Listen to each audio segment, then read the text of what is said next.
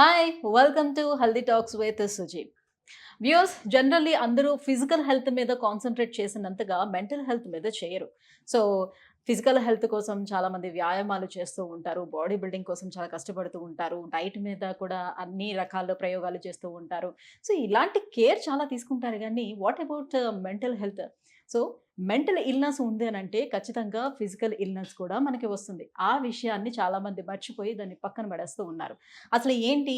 మానసిక ఆరోగ్యం అంటే ఏంటి? అసలు ఎలాంటి విషయాలు ఈ మానసిక ఆరోగ్యంలోకి వస్తాయి?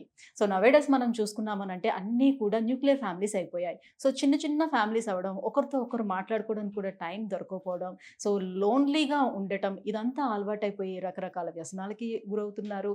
సో, మానసికంగా కూడా కుంగుబాటుకి గురవుతూ వస్తున్నారు. సో, ఈరోజు మన పోడ్‌కాస్ట్‌లో ఇలాంటి విషయాలు ఎన్నో మనం మాట్లాడేద్దాం. సో, మనతో పాటు ఉన్నారు ప్రముఖ సైకియాట్రిస్ట్ నవీన్ గారు ఉన్నారు. సార్‌తో మాట్లాడేద్దాం. Hello sir. హలో. నమస్తే అండి. నమస్తే సార్. ఎలా ఉన్నారు? ఫైన్ అండి. Thank you. సార్, చాలా చాలా విషయాలు పోడ్‌కాస్ట్ వచ్చే ముందు నేను ఆలోచిస్తూ వచ్చాను. నిజమే కదా! మెంటల్ హెల్త్ గురించి ఎవరు పెద్దగా పట్టించుకోరు. అసలు ఈ మానసిక స్థితి అని అంటేనే చాలా వరకు అందరూ ఆలోచిస్తారు ఏంటంటే, ఎందుకు నేను ఆలోచించాలి? నేనేం పిచ్చోళ్ళని కాదు కదా! యెస్. మానసిక స్థితి అని అనేసరికల్లా ఆ వర్డే చాలా మందికి వస్తూ ఉంటుంది. యెస్. సో, నేను ఫిజికల్‌గా నేను చాలా బాగున్నాను కదా! ఫిట్‌గా ఉన్నాను కదా! నాకేమైందని అనుకుంటూ ఉంటారు. యెస్. బట్ మైండ్‌లో చాలా రకాల టెన్షన్స్, సో, చాలా రకాలు యెస్. ఆహ్, ఇల్‌నెస్ అంతా కూడా పరిగెడుతూ ఉంటుంది. చాలా మందికి అది తెలీదు. అవునండి. రైట్? అయితే ఇవాళ రేపు మనం చూసుకుంటే మనం చిన్నప్పుడు చాలా సరదాగా ఆడుకుండేవాళ్ళం. చాలా ఎక్కువ అల్లరి చేసేవాళ్ళం. ఆ అల్లరికి తట్టుకోలేక పేరెంట్స్ కొట్టేవాళ్ళు. కోతి కొమ్మచ్చులాటలు ఆడేవాళ్ళం. యెస్. ఇంత పెంకిదనం ఉండేది. యెస్. కానీ ఈరోజు కొంచెం అల్లరి చేసినా కూడా అది కూడా మెంటల్ ఇల్‌నెస్ కింద తీసుకుంటున్నారు. ఏడీహెచ్‌డీ అని దానికో పేరు పెడుతున్నారు. ఎందుకని? డెఫినెట్‌గా అండి. ఇప్పుడు ఇది ఆహ్, ఒకటి మెడికలైజ్డ్ టర్మ్స్‌తో మనం డిస్కస్ చేయడం, మెడికలైజ్డ్ టర్మ్స్‌తో కమ్యూనికేట్ చేయడం ఈ మధ్య కాలంలో జరుగుతున్న యెస్. Changes yes. ఫ్యామిలీస్‌లో గూడా. సో, దీన్ని మెడికల్ డిజార్డర్స్ తోటి మనం కంపేర్ చేయం. ఫర్ ఎగ్జాంపుల్ కొద్దిగా ఫోన్ పట్టుకున్న వెంటనే అడిక్ట్ అయిపోయినవరా అంటాం. హ్మ్. ఫోన్‌కి అడిక్షన్ అయిపోయారు. సో, ఇలాంటి లూజ్ టర్మ్స్ కొన్ని వాడుతుంటారు. బట్ ట్రైన్ అయిన మెడికల్ సిస్టమ్‌లో ఒక జబ్బు కండిషన్‌ని ఇంత డ్యూరేషను, ఇంత సివియారిటీ ఆఫ్ సఫరింగు, ఇన్ని సింప్టమ్స్ డెవలప్ అయ్యుంటే, అప్పుడు మనం ఆ క్రైటీరియా అంతా ఫుల్‌ఫిల్ అయితే అప్పుడు డిజార్డర్ అన్న పేరు మనం ఇస్తుంటాం. ఇది ఎందుకు పర్పస్ కోసము? బెటర్ క్లాసిఫై చేసుకొని బెటర్‌గా ట్రీట్మెంట్ ఇవ్వడానికి కోసం. హ్మ్. అంతే తప్ప ఒకసారి అల్లరి చేసినంత మాత్రాన ఏడీహెచ్‌డీ గాని, ఒకరోజు క్లాస్ విన్నంత మాత్రాన అటెన్షన్ డెఫిసిట్ గాని మనం చెప్పనీకి రాదు. హ్మ్. హ్మ్. డిఫరెంట్ దానికొక డ్యూరేషను, అంటే ఎంత కాలం వరకు కంటిన్యూస్‌గా ఈ సింప్టమ్స్‌తోని ఇబ్బంది పడుతున్నాడు పిల్లవాడు. ఆ హ్మ్. పిల్లవాడి యొక్క ఎదుగుదలలో ఈ యొక్క సింప్టమ్స్ ఎంతగా నష్టం చేస్తున్నాయి. హ్మ్. తర్వాత దీనివల్ల ఆ పిల్లవాడి యొక్క మనోబాధ గాని, లేకుంటే పక్కన కేర్ టేకర్స్ యొక్క వాళ్ళ యొక్క ఇబ్బంది గాని, బాధ గాని ఇవన్నీ కలెక్టివ్‌గా తీసుకున్నప్పుడు, హ్మ్. అప్పుడు ఒక డిజార్డర్ ఒక స్థాయికి సింప్టమ్స్ సరిపోతున్నాయి అన్నప్పుడు, అప్పుడు మనం దీనికి ఒక మెడికల్ డిజార్డర్ పేరు ఇవ్వడం జరుగుతుంది. హ్మ్. జనరల్‌గా ఒక ఈ సైకియాట్రిక్ ట్రైనింగ్‌లో మనకి ఇలాంటి క్లాసిఫికేషన్ అప్లై చేస్తూ, ఇంత డ్యూరేషన్, ఇంత ఇంత క్లినికల్ సింప్టమ్స్ ఉన్నప్పుడు దీనికి ఒక కేటగరీ పెట్టడం అంతవరకు లేవు. సబ్ థ్రెషోల్డ్ సింప్టమ్స్ అంటారు. హ్మ్. సబ్ థ్రెషోల్డ్ సింప్టమ్స్ అప్పుడు ఉంటాయి, ఇప్పుడు ఉంటాయి, రేపు కూడా ఉంటాయి. హ్మ్. అంటే అన్నిటిని మెడికలైజ్ చేయనీకి కాదు. దానికొక ప్రాపర్ ఎవాల్యుయేషన్, అసెస్మెంట్ జరగాలి. హ్మ్. అది కూడా ఎవరు? ఎక్స్‌పర్ట్‌తో జరగాలి. హ్మ్. అప్పుడు దీనికంటూ ఒక డిజార్డర్‌ని మనం వాల్యుబుల్‌గా మనం రికగ్నైజ్ చేయగలుగుతాం. దానికి ఒక ట్రీట్మెంట్ చేసినా కూడా రిజల్ట్స్ కూడా మనకు పాజిటివ్ వస్తుంటాయి. హ్మ్. అంటే ఒకప్పుడు పిల్లలు చాలా యాక్టివ్‌గా కనిపించేటప్పుడు, వీడు చాలా హైపర్ యాక్టివ్‌లో ఉన్నాడు. సో, అది ఒక గొప్పగా పేరెంట్స్ చెప్పుకునేవారు. మా ఆ! అబ్బాయి చాలా హైపర్ యెస్. యాక్టివ్ అండి. యెస్. చాలా ఇదని. బట్ ఇప్పుడు ఆ హైపర్ యాక్టివ్ అనేది కూడా అది కూడా ఒక డిజార్డర్‌గా చెప్తున్నారు. యాహ్! అసలు ఎలాంటి సింప్టమ్స్ కనిపిస్తే దాన్ని అనుకోవచ్చంటారు హైపర్ యాక్టివ్ అని? చూడండి, ఒక ఎనర్జీ ఉండడం. ఫర్ ఎగ్జాంపుల్ హైపర్ యాక్టివ్ అంటే ఎనర్జీగా ఉన్నాడు. పిల్లవాడు ఒక కంటిన్యూయస్‌గా క్లాస్ వెళ్ళినా కూడా వచ్చి వెంటనే ఆడుకుంటున్నాడు, నలుగురితో మాట్లాడుతున్నాడు, బాగా ఫ్రెండ్స్ చేసుకున్నాడు, ఫ్రెండ్స్‌తో తిరుగుతున్నాడు. అంటే ఒక ఎనర్జీ సింబాలికల్‌గా చెప్పవచ్చు. హ్మ్. ఇది హైపర్ యాక్టివ్ ఎప్పుడైతుందంటే నీకున్న యాక్టివిటీ ఒక ఎక్స్‌పెక్టెడ్ ఆ ఏజ్ తగ్గట్టు, ఆ ఏజ్ లెవెల్ కన్నా ఎక్కువగా నువ్వు చూపిస్తున్నావా? దానివల్ల ఈ హైపర్ యాక్టివిటీ వల్ల ఏమన్నా ప్రాబ్లమ్స్ కూడా క్రియేట్ అయితున్నాయా? హ్మ్. అప్పుడు మనం ఫర్ ఎగ్జాంపుల్ ఉన్న ఎనర్జీ కాస్త చిన్న ఆర్గ్యుమెంట్ తోటి ఫిజికల్ ఫైటింగ్ దారి తీసిందనుకోండి. Okay. Okay. Hyperactivity definitely harming to himself, లేకుంటే పక్కవాడికన్నా హార్మ్ జరుగుతుంది. ఓకే. ఈ హైపర్ యాక్టివిటీ మనం నోట్ చేసుకోవచ్చు. హుహు. ఇప్పుడు లేదు, ఇదే యాక్టివిటీ తనకు ఏ రకంగా ఉపయోగపడపో కంటిన్యూస్గా ఈ యాక్టివిటీస్లోనే ఎంగేజ్ అయిపోయాడు. Hmm. అంత అంత హైపర్ యాక్టివిటీ ఏ రకంగా ఫంక్షనల్గా ఆ అబ్బాయికి మానసిక వికాసం కానీ రిలాక్స్ కానీ కాకపోగా జస్ట్ ఎనర్జీ ఎంత ఉంది కదా అంత ఎగ్జాషన్ చేస్తున్నాడు. ఫర్ ఎగ్జాంపుల్ కంటిన్యూస్ సిట్టింగ్, కంటిన్యూస్గా అటు ఒక చోట కూర్చోలేకుండా. కానీ ఇవాళ రేపు ఏ పిల్లల్ని చూసినా, ఎవరిని చూసినా కూడా స్టేబుల్‌గా ఎక్కడో ఒక దగ్గర ఉండే పిల్లలు కనిపించడం లేదు. వాళ్ళ బాడీలో ఏదో స్ప్రింగ్ ఉన్న మాదిరిగా కంటిన్యూస్‌గా గెంతుతూ ఉండడం, ఎక్కడో ఒక దగ్గర స్టేబుల్‌గా లేకపోవడం చూస్తా ఉన్నాం. సో వాళ్ళందరిలో కూడా ఈ ప్రాబ్లమ్ ఉన్నట్టేనా? కాదు కదా. అంటే ఎట్లా అంటే ఇప్పుడు కొన్ని సోషల్ సిచ్యువేషన్స్‌లో ఫర్ ఎగ్జాంపుల్ క్లాస్ రూమ్ లాంటి సిచ్యువేషన్, లేకుంటే ఫ్రెండ్‌షిప్ ఒక ఒక బౌండరీస్ వేసుకొని పెట్టుకున్న కొన్ని రూల్స్ రెగ్యులేషన్‌తో ఆడే ఆటలప్పుడు తన వంతు కూడా వెయిట్ చేయకుండా తను వెంటనే రెస్పాండ్ అయిపోవడం కంటిన్యూస్గా ఇలాంటి బిహేవియర్ ఒక రోజుతో వచ్చి 2 రోజులతో కాదు. ఇలాంటి బౌండరీ వైలేషన్తో ఉండే యాక్టివిటీ ఒక కంటిన్యూస్ క్లాస్ రూమ్లో ఏం ఎక్స్పెక్ట్ చేస్తాం? ఒక క్లాస్ అయిపోయిన వరకు వెయిట్ చేస్తాడు, కూర్చుంటాడు. బట్ కంటిన్యూగా తను ఉన్న ఎనర్జీ పక్కవాన్ని గిల్లడము, లేకుంటే మాటిమాటికి లేయడము, ఇవి ఈ న్యాచురల్గా ఉండే సిమ్టమ్సే ఎక్కువ కాలం, ఎక్కువ రోజులు, ఎక్కువ తీవ్రతతో ఉన్నాయి అన్నప్పుడు మనం దీన్ని ఒక సిమ్టమ్గా చూస్తాం. ఒక సిమ్టమ్ డిజార్డర్తో ఈక్వల్ కాదు. ఇది ఒక చాలా ఇంపార్టెంట్. డిజార్డర్ అన్నప్పుడు ఒక కలెక్టివ్ ఆఫ్ సిమ్టమ్ చూస్తాం. అటెన్షన్ కెపాసిటీలో ఎంతవరకు తను ఒక ఫోకస్ పెట్టగలుగుతున్నాడు, లేకుంటే అటెన్షన్ని ఎక్కువసేపు పెట్టాల్సిన సందర్భాలు ఎక్కడ ఇబ్బంది పడుతున్నాడు, అటెన్షన్ షిఫ్ట్ చేయాల్సిన టైంలో ఎక్కడ ఇబ్బంది పడుతున్నాడు, తర్వాత ఫర్గెట్ఫుల్నెస్, మెమరీ డిస్టర్బెన్సెస్ ఎంత ఎక్కువ వస్తున్నాయి. హైపర్ యాక్టివిటీ గుణాల్లో ఈ అబ్బాయి ఈ హైపర్ యాక్టివిటీ వల్ల ఎన్ని సమస్యలు, కనీసం ఒక 6 కేటగిరీ సమస్యలు మనకు ఇంటి వాతావరణంలో కానీ, స్కూల్ వాతావరణంలో కానీ, ఫ్రెండ్స్తో ఆడే వాతావరణంలో కానీ ఎక్కడ స్పష్టంగా బయటకు వస్తున్నాయి, ఎన్ని చోట్ల ఇబ్బంది పడుతున్నాడు. కనీసం ఒక 2 చోట్లన్నా, అంటే ఏదో స్కూల్ ఆర్ బయట ఉండే సోషల్ సిచ్యువేషన్స్లో కానీ, లేకుంటే ఇంటి వాతావరణంలో కానీ ఎక్కడన్నా సరే ఒక 2 చోట్ల కన్నా ఎక్కువగా ఇబ్బంది పడుతున్నాడు, 6 సిమ్టమ్స్ కన్నా ఎక్కువ వస్తున్నాయి అన్నప్పుడు మేము కేటగిరీ తీసుకుంటాం. ఓకే. సో ఇలాంటి కేటగిరీ డిసైడ్ చేసినప్పుడు ఎస్, గ్రాస్గా బ్రెయిన్ ఎదుగుదలలో ఎక్కడో బాబు యొక్క ఛాలెంజెస్, ఇలాంటి సోషల్ ఎక్స్పెక్టేషన్, ఆ ఏజ్కు ఉండాల్సిన ఎక్స్పెక్టేషన్ తను మ్యాచ్ చేయలేకపోతున్నాడు, ఓకే, లేకుంటే అచీవ్ చేయలేకపోతున్నాడు అని మనం నిర్ధారించుకున్నప్పుడు, కనీసం ఒక 3 to 6 months పీరియడ్ మనం వాల్యుబుల్గా అబ్జర్వ్ చేసి ఇబ్బంది పడుతున్నాడు అన్నప్పుడు దీనికి ఒక కేటగిరీ పెట్టుకున్నప్పుడు దీనికి ఒక ట్రీట్మెంట్, దానికి ఒక చికిత్సా విధానాలు, ఆ సివియారిటీ బట్టి మనం డిసైడ్ చేసుకుంటే ఆ పిల్లవాడి ఎదుగుదలలో ఉపయోగపడుతుంది సైన్స్. సాధారణంగా ఇలాంటి పిల్లలు ఉండే ఇంట్లోని పెద్దవాళ్ళు గనక, అంటే తాతయ్యలు, నానమ్మలు అలాంటి వాళ్ళు ఉంటే గనక ఏం కాదు, చిన్నప్పుడు ఇట్లానే ఉంటారు, పెద్ద అయిన తర్వాత ఆటోమేటిక్గా చేంజ్ అవుతారు అని చెప్తూ ఉంటారు. సో ఇలానే ఐడెంటిఫై చేయకుండా వదిలిపెట్టినట్లయితే నెక్స్ట్ కాంప్లికేషన్స్ ఏమైనా ఉంటాయో వాళ్ళ ఫ్యూచర్లో? ఇది ఆ అబ్బాయి యొక్క పర్సనాలిటీ డెవలప్మెంట్లో కానీ, ఒక రకంగా ఆ అబ్బాయి సైకలాజికల్ డెవలప్మెంట్లో, ఈ రెండిట్లో ఒక రిస్క్ ఫ్యాక్టర్గా మిగిలిపోతుంది. అర్లీ చైల్డ్హుడ్లో ఉండే బిహేవియర్ ఈజ్ ఆల్సో సైకలాజికల్ హెల్త్ని రిప్రజెంట్ చేస్తుంది. తన ఎమోషన్ కానీ, తన తెలివితేటలు కానీ, తన యొక్క బిహేవియర్ ప్రవర్తన కానీ, ఈ మూడిట్లో ఎక్కడన్నా తనకు వచ్చే సిమ్టమ్స్, తను ఎక్స్ప్రెస్ చేసే విధానాలు ఇబ్బందికరంగా తయారవుతున్నాయి, అది పట్టించుకోలేదు, దాన్ని ట్రీట్మెంట్ చేయలేదు. ట్రీట్మెంట్ అంటే ఈవెన్ సమ్టైమ్స్ పెద్దవాళ్ళు ఇచ్చే కేర్ అండ్ అఫెక్షన్తో పాటు గైడెన్స్ కూడా ఆ అబ్బాయి తీసుకోగలిగి మార్పు చేసుకునే వాళ్ళు చాలామంది ఉంటారు. దాదాపుగా ఇలాంటి సబ్థ్రెషోల్డ్ సిమ్టమ్స్ 100కు 95 రికవర్ అయిపోతుంటాయి. బట్ ఉన్నా కూడా రికగ్నైజ్ చేసినా కూడా మనం దాని తగ్గట్టు చికిత్సా విధానాలు తీసుకోకుండా, ఫ్యామిలీ సపోర్ట్ తీసుకోకుండా, ఎక్స్పర్ట్ హెల్ప్ తీసుకోకుండా ఉన్నప్పుడు ఇది ఒక రిస్క్ ఫ్యాక్టర్గా అయిపోతుంది. ఎప్పుడైతే ఈ అటెన్షన్ డెఫిసిట్, హైపర్ యాక్టివిటీ లాంటి గుణాలు ఉంటాయి అనుకోండి, ఈ అబ్బాయి ఎమోషన్ వచ్చినప్పుడు కూడా రెగ్యులేట్ చేసుకునే విధానంలో ఇబ్బందులు వస్తాయి. ఓకే.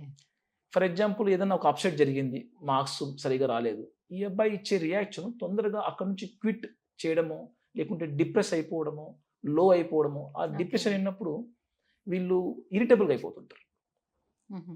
సో ఈ 3 సిమ్టమ్స్ మెల్లమెల్లగా పెద్దగా అయ్యే కొద్దీ చిన్నప్పుడు ఉన్న నీ అటెన్షన్ డెఫిసిట్సే పెద్దగా అయ్యాక 3 డిజార్డర్ తయారు కావడానికి అంటే ఇలాంటి వాళ్ళకే సూసైడల్ థాట్స్ ఎక్కువగా వస్తుంటాయి అంటారా? Suicide thoughts one of the risk factor చెప్పొచ్చు. సూసైడల్ బిహేవియర్ ఒక కాంప్లెక్స్, ఎందుకంటే సూసైడ్ అనేది ఒక మల్టీ కాజ్తో కూడుకున్నది. ఆ వ్యక్తి యొక్క ఇండివిజువల్తో ఒకటే కాకుండా పరిస్థితులు నిన్ను ఒకటి కాకుండా 4-5 స్ట్రెస్సులు ఎక్కువ ఇంపాక్ట్ చేశాయి అనుకోండి, ఇంపాక్ట్ చేస్తున్నా తట్టుకునే ఒక పర్సనాలిటీ మీలో ఒక అడాప్టేషన్, కోపింగ్ మెకానిజమ్స్ పూర్గా ఉన్నప్పుడు, దాంతోపాటు సబ్స్టెన్సెస్ లాంటివి ఇవి కూడా యాడ్ అయిపోతున్నాయి అన్నప్పుడు ఇవన్నీ ఫ్యాక్టర్స్ మల్టిపుల్గా ఇంపాక్ట్ చేస్తాయి తను సూసైడ్ దాకా తీసుకెళ్లడంలో. ఎస్, చిన్నప్పుడు చైల్డ్హుడ్ హిస్టరీలో ఉండే సైకలాజికల్ డెవలప్మెంట్, సైకలాజికల్ డిజార్డర్స్ కానీ ఇవి ఒక రిస్క్ ఫ్యాక్టర్గా ఉంటాయి. చిన్నప్పుడే address early prevention is better than the cure కదా. Yes, yes. చిన్నప్పుడే మనం వాడి యొక్క బలాలు, బలహీనతలు అంటే రిస్క్ ఫ్యాక్టర్స్, ప్రొటెక్టివ్ ఫ్యాక్టర్స్, వాళ్ళ యొక్క శక్తియుక్తులు కూడా అన్నీ కూడా అంచనా వేసామనుకోండి, అక్కడ మనం వాడి ప్రొటెక్టివ్ ఫ్యాక్టర్స్ ఇంక్రీజ్ చేయడం అంటే తను వెంటనే సైకలాజికల్గా అర్థం చేసుకుంటున్నాడు, అవేర్ అవుతున్నాడు, మార్పు చేయడానికి రెడీగా ఉన్నాడు. ఎస్, అంటే పర్సనల్ పరంగా తను రెజిలియన్స్ అంటాం, మళ్ళీ తిరిగి నార్మల్ స్థితికి తీసుకువచ్చే కెపాసిటీ, ఆ పవర్ ఎక్కువ బాబులో అబ్జర్వ్ చేశాము, ఎంకరేజ్ చేశాము అన్నప్పుడు ఫ్యామిలీ ఎస్ సూపర్వైజ్ చేస్తున్నారు, మానిటర్ చేస్తున్నారు, గైడెన్స్ ఇస్తున్నారు అన్నప్పుడు కేర్తో పాటు ఎస్ ఫ్యామిలీ సిస్టమ్ ఈ పేరెంటింగ్ హెల్తీ అథారిటేరియన్ పేరెంటింగ్ స్టైల్లో ఉన్నాయి అన్నప్పుడు ఎస్ డెఫినెట్గా ఇవి హెల్ప్ఫుల్గా ఉంటాయి. రెండోది సోషల్ ఫ్యాక్టర్స్, నువ్వు సెలెక్ట్ చేసుకున్న ఫ్రెండ్స్, నీతో పాటు నీకున్న గ్రూప్ యాక్టివిటీస్ ఎలాంటివి ఉన్నాయి, తర్వాత ఫైనాన్షియల్ కన్స్ట్రెంట్స్, ఫైనాన్షియల్ ఫ్రీడమ్, ఇలాంటి ఇండిపెండెన్స్లో ఉన్నాము. తర్వాత వర్కింగ్ కల్చర్లు, ఒక్కొక్క institute have different policies, different work culture ఉంటాయి. సో ఎటువంటి కల్చర్లో నువ్వు ఎలా ఉంటున్నావు, ఎలా అడ్జస్ట్ అవుతున్నావు, ఇవన్నీ ఫ్యాక్టర్స్ ఇంపాక్ట్ అవుతాయి. సో మనం ఇలాంటి ఒక సైకలాజికల్ ఇష్యూ జరిగినప్పుడు ఒక ప్రాపర్గా ఎవాల్యుయేషన్ చేసుకునే ప్రాసెస్లో ఇవన్నీ కూడా అసెస్మెంట్కి పనికొస్తుంటాయి. రైట్. అంటే ఏడిహెచ్డి ప్రాబ్లం అనేది మీకు పుట్టుకతోనే పిల్లల్లో చూడొచ్చంటారా? ఎదుగుతున్న క్రమంలో ఆయా పరిసరాలని బట్టి వచ్చే అవకాశాలు ఉంటాయంటారా? ఎస్, ఇది రెండు అండి. ఇది ఒక న్యూరో డెవలప్మెంటల్ డిజార్డర్ చూడొచ్చు. మనము న్యూరో డెవలప్మెంట్ అంటే జెనెటికల్ దగ్గర నుంచి ఒక ఆర్గాన్, ఒక బ్రెయిన్ అనే ఆర్గాన్ డెవలప్ కావడంలో జెనెటికల్ యొక్క స్క్రిప్ట్ బట్టి డెవలప్ అవుతూ వస్తుంది. దీన్ని ఇంపాక్ట్ చేసేది ఏంటి? ఫస్ట్ అర్లీ అంటే ఫర్ ఎగ్జాంపుల్ ప్రెగ్నెన్సీ నుంచి డెలివరీ ప్రాసెస్ ఎలా అయింది, ఎన్ని వ్యాక్సినేషన్ ఇచ్చుకున్నాడు, ఆ బాబు ఎటువంటి వైరస్ ఇన్ఫెక్షన్స్ గురయ్యాడు, లేకుంటే ఒక సీజనల్ ఇన్ఫెక్షన్స్ ఉంటాయి కానీ అలాంటి వైరల్ నార్మల్ డెలివరీ అయ్యే క్రమంలో కూడా చాలా మందికి ఊపిరి సరిగ్గా అందని క్రమంలో కూడా జరిగే అవకాశం ఉంది. ఆ అబ్బాయి మదర్ యొక్క మిల్క్ లేకుంటే బయటి ఫుడ్ కూడా is also influence. Gut biota అని గట్ మైక్రోబయోట్ అని అర్లీగా మనం ఇస్తున్న food influence a lot for the lifetime. తర్వాత ఆ ఏజ్లో ఆ అబ్బాయికి యొక్క గైడెన్స్ ఫ్యామిలీ నుంచి ఎంత అఫెక్షన్ కేర్తో వస్తుంది, పేరెంటింగ్ స్టైల్స్ కూడా ఇంపాక్ట్ చేస్తాయి న్యూరో డెవలప్మెంట్లో. తను నేర్చుకున్న కొన్ని స్కిల్స్ కరెక్ట్గా పాజిటివ్గా రీఇన్ఫోర్స్ అయ్యేలాగా ఉన్నాయి వాతావరణం, ప్రైజింగ్, ఒక గైడెన్స్ ఇస్తున్నారు అన్నప్పుడు ఇంకొన్ని స్కిల్స్ నేర్చుకోవడానికి ఆ అబ్బాయి ఇన్వెస్ట్మెంట్గా మనకు వస్తాయి. లేదు క్రిటిసిజం కామెంట్గా ఒక తప్పుతోటి ఒకటి ఎక్స్క్లూడ్ చేశాము, నెగ్లెక్ట్ చేశాము అన్నప్పుడు ఆ అబ్బాయి నేర్చుకునే ఆపర్చునిటీస్ తక్కువ జరుగుతాయి. ఇటువంటి స్కూల్లో వెరీ ఇంపార్టెంట్. ఆ స్కూలింగ్, టీచింగ్ ఇవన్నీ కూడా బ్రెయిన్ డెవలప్ చేసే ఫ్యాక్టర్సే. ఒక అమ్మ యొక్క గర్భం మాత్రమే డిసైడ్ చేయదు కంప్లీట్గా. ఎస్, మేజర్ పార్ట్ డిసైడ్ చేసినా కూడా తర్వాత యొక్క ఎన్విరాన్మెంట్ కూడా it's a very highly impact on the brain development. ఇది ఈ అటెన్షన్ డెఫిసిట్ అనేది బ్రెయిన్ యొక్క పనితనంతో వచ్చే లోపము చూడొచ్చు. బ్రెయిన్ చేసే చాలా పనితనాల్లో ఇది ఒక అటెన్షన్ పెట్టుకునే గుణం, ప్రవర్తనని రెగ్యులేట్ చేసే గుణం. ఇవి రెండిట్లో ఎక్కడైతే వస్తాయో డిస్టర్బెన్స్ దాన్ని ఏడిహెచ్డిగా చూస్తుంటాం.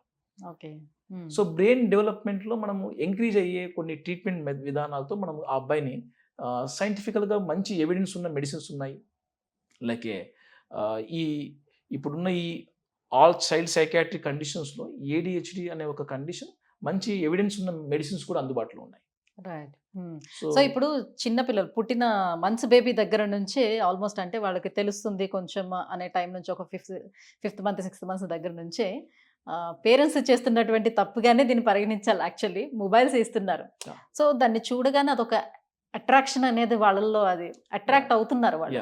సో ఈ మధ్యనే ఒక టెంపుల్లో కూడా నేను చూసాను, జస్ట్ 10 months బేబీ అనమాట తను. సో చేతిలోంచి ఆ మొబైల్ ఇలా లాగ్గానే కిందన ఇట్లాగా ఇలా పడిపోయి మరీ వదిలేసి చాలా అల్లరి చేసింది. అంటే ఈ మొబైల్ అడిక్షన్ కూడా ఈ పిల్లల మానసిక స్థితిపై ఎలాంటి ప్రభావం చూపిస్తుంది? ఇది చాలా కామన్, వెరీ ఇంపార్టెంట్ క్వశ్చన్ అండి. కామన్ కూడా బట్ ఇంపార్టెంట్. ప్రతి ఫ్యామిలీ ఈ జనరేషన్లో ఎక్స్పీరియన్స్ అవుతున్న ఒక ఛాలెంజింగ్ టైం, ఇది ఛాలెంజింగ్ సిచ్యువేషన్ లాంటిదే. పిల్లలకు ఏ పిల్లవాడు కూడా బై బర్త్తో సెల్ ఫోన్తో ఏం పుట్టలేడు, బట్ ఎన్విరాన్మెంట్ ఫ్యామిలీ ఇంట్రడ్యూస్ చేస్తుంది. ఎస్. సో మనము ఈ ఫోన్ని ఎలాంటి వాటికి ఎలా వాడాలి, ఎలాంటి వాటికి వాడుతున్నాం, వాడిచ్చేలా పర్మిషన్ ఇస్తున్నాం. సో డబ్బుని ఎలా జాగ్రత్తగా మనం ఖర్చు పెట్టి, ఎలా మనం పిల్లవాడి చేతికి ఎంత ఇస్తున్నాము, ఎలా వాడుతున్నాడు ఆ పిల్లవాడు, దాన్ని ఎలా మనం జాగ్రత్త చూస్తాము, సెల్ ఫోన్ కూడా అంతే చూడాల్సిన పరిస్థితి ఉంది. ఎందుకంటే ఇది ఒక డిజిటల్ హెల్త్ని ఇంటి ఫ్యామిలీ ఎన్విరాన్మెంట్లోని రూల్స్ రెగ్యులేషన్ ఫ్రేమ్ చేయకుండా అన్సెన్సార్ వేగా ఎప్పుడైనా free access, especially personal space లేదు, అటు ఒక రకంగా చెప్పాలంటే మంచి క్వాలిటీ ఆఫ్ ఇంటరాక్షన్స్లో కూడా సెల్ ఫోన్ అడ్డంకి వస్తుంది. ఇలాంటి వాతావరణం ఫ్యామిలీగా ఇస్తే డెఫినెట్గా ఆ పిల్లవాళ్ళ యొక్క మానసిక ఎదుగుదలలో సెల్ ఫోన్ చాలా నెగిటివ్గా ఇంపాక్ట్ చేస్తాయండి. ఒకటి, ఆ అబ్బాయి నేచర్ని ఎక్స్పోజ్ చేయాలి, సొసైటీని ఇంకొక సొసైటీలో ఉన్న ఫ్యామిలీ మెంబర్స్లో కానీ బయట వాళ్ళు కానీ ఎలా మాట్లాడాలన్న ఆపర్చునిటీస్ కోల్పోతాడు సెల్ ఫోన్ ఎక్కువగా చూడడం వల్ల. అంటే ఈ టాపిక్ గురించి ఎవరైనా ఒక ఇద్దరు పేరెంట్స్ తోటి డిస్కస్ చేస్తూ ఉంటే సింపుల్గా ఏమంటారంటే, రానున్నదా మొత్తం అంతా కూడా ఇప్పుడు డిజిటల్ యుగమే. అవును. చిన్న క్లాసుల దగ్గర నుంచి వాడు ఇంకా పెద్ద అయ్యి ముసలయ్యేంత వరకు వాడు మొత్తం అంతా ఈ డిజిటల్ మీద నడవాల్సిందే కదా. ఓన్లీ సెల్ ఫోన్ అనేది ఎట్లా వాళ్ళని పాడు చేసే అవకాశం ఉంటుంది? ఎట్లా అంటే ఇప్పుడు చూడండి, ఆ ఇంపాక్ట్ వాళ్ళపైన ఎలా ఉంటుంది? డెఫినెట్గా అంటే సెల్ ఫోను మనం ఎలా వాడుతుంది, దట్స్ వై అదే ఇంపార్టెంట్. సెల్ ఫోన్ ఎలా వాడిచ్చేలా చేస్తున్నాం, ఎలా వాడుతున్నాడు, దట్స్ ఆల్సో ఇంపార్టెంట్. మనం నాలెడ్జ్ గెయిన్ కోసము, మన వర్క్కు కాంప్లిమెంటరీగా ఉపయోగపడుతుంది, కమ్యూనికేషన్కి కాంప్లిమెంటరీగా ఉపయోగపడుతుంది తప్ప ఎక్స్క్లూజివ్గా ఉపయోగపడకూడదు. ఇదొక మీడియం తోటి మనం కమ్యూనికేట్ అవుతూ ఉన్నాం అనుకోండి, ఇది ఒక ప్యాసివ్ కమ్యూనికేషన్ అవుతుంది తప్ప యాక్టివ్ కమ్యూనికేషన్ కాదు. అంటే డైరెక్ట్గా వచ్చి మీతో పరిచయం అయ్యేలాగా మనం మాట్లాడడము, ఎలాంటి ఎక్స్పెక్టేషన్ చేస్తారు ఆపోజిట్ పర్సన్ మన కమ్యూనికేషన్ని, దీన్ని ఎలా మెల్లమెల్లగా రిలేషన్షిప్, ఒక హెల్తీ రిలేషన్షిప్ ఎలా బిల్డ్ చేయాలి, ఇవన్నీ cell phones can't make you learn.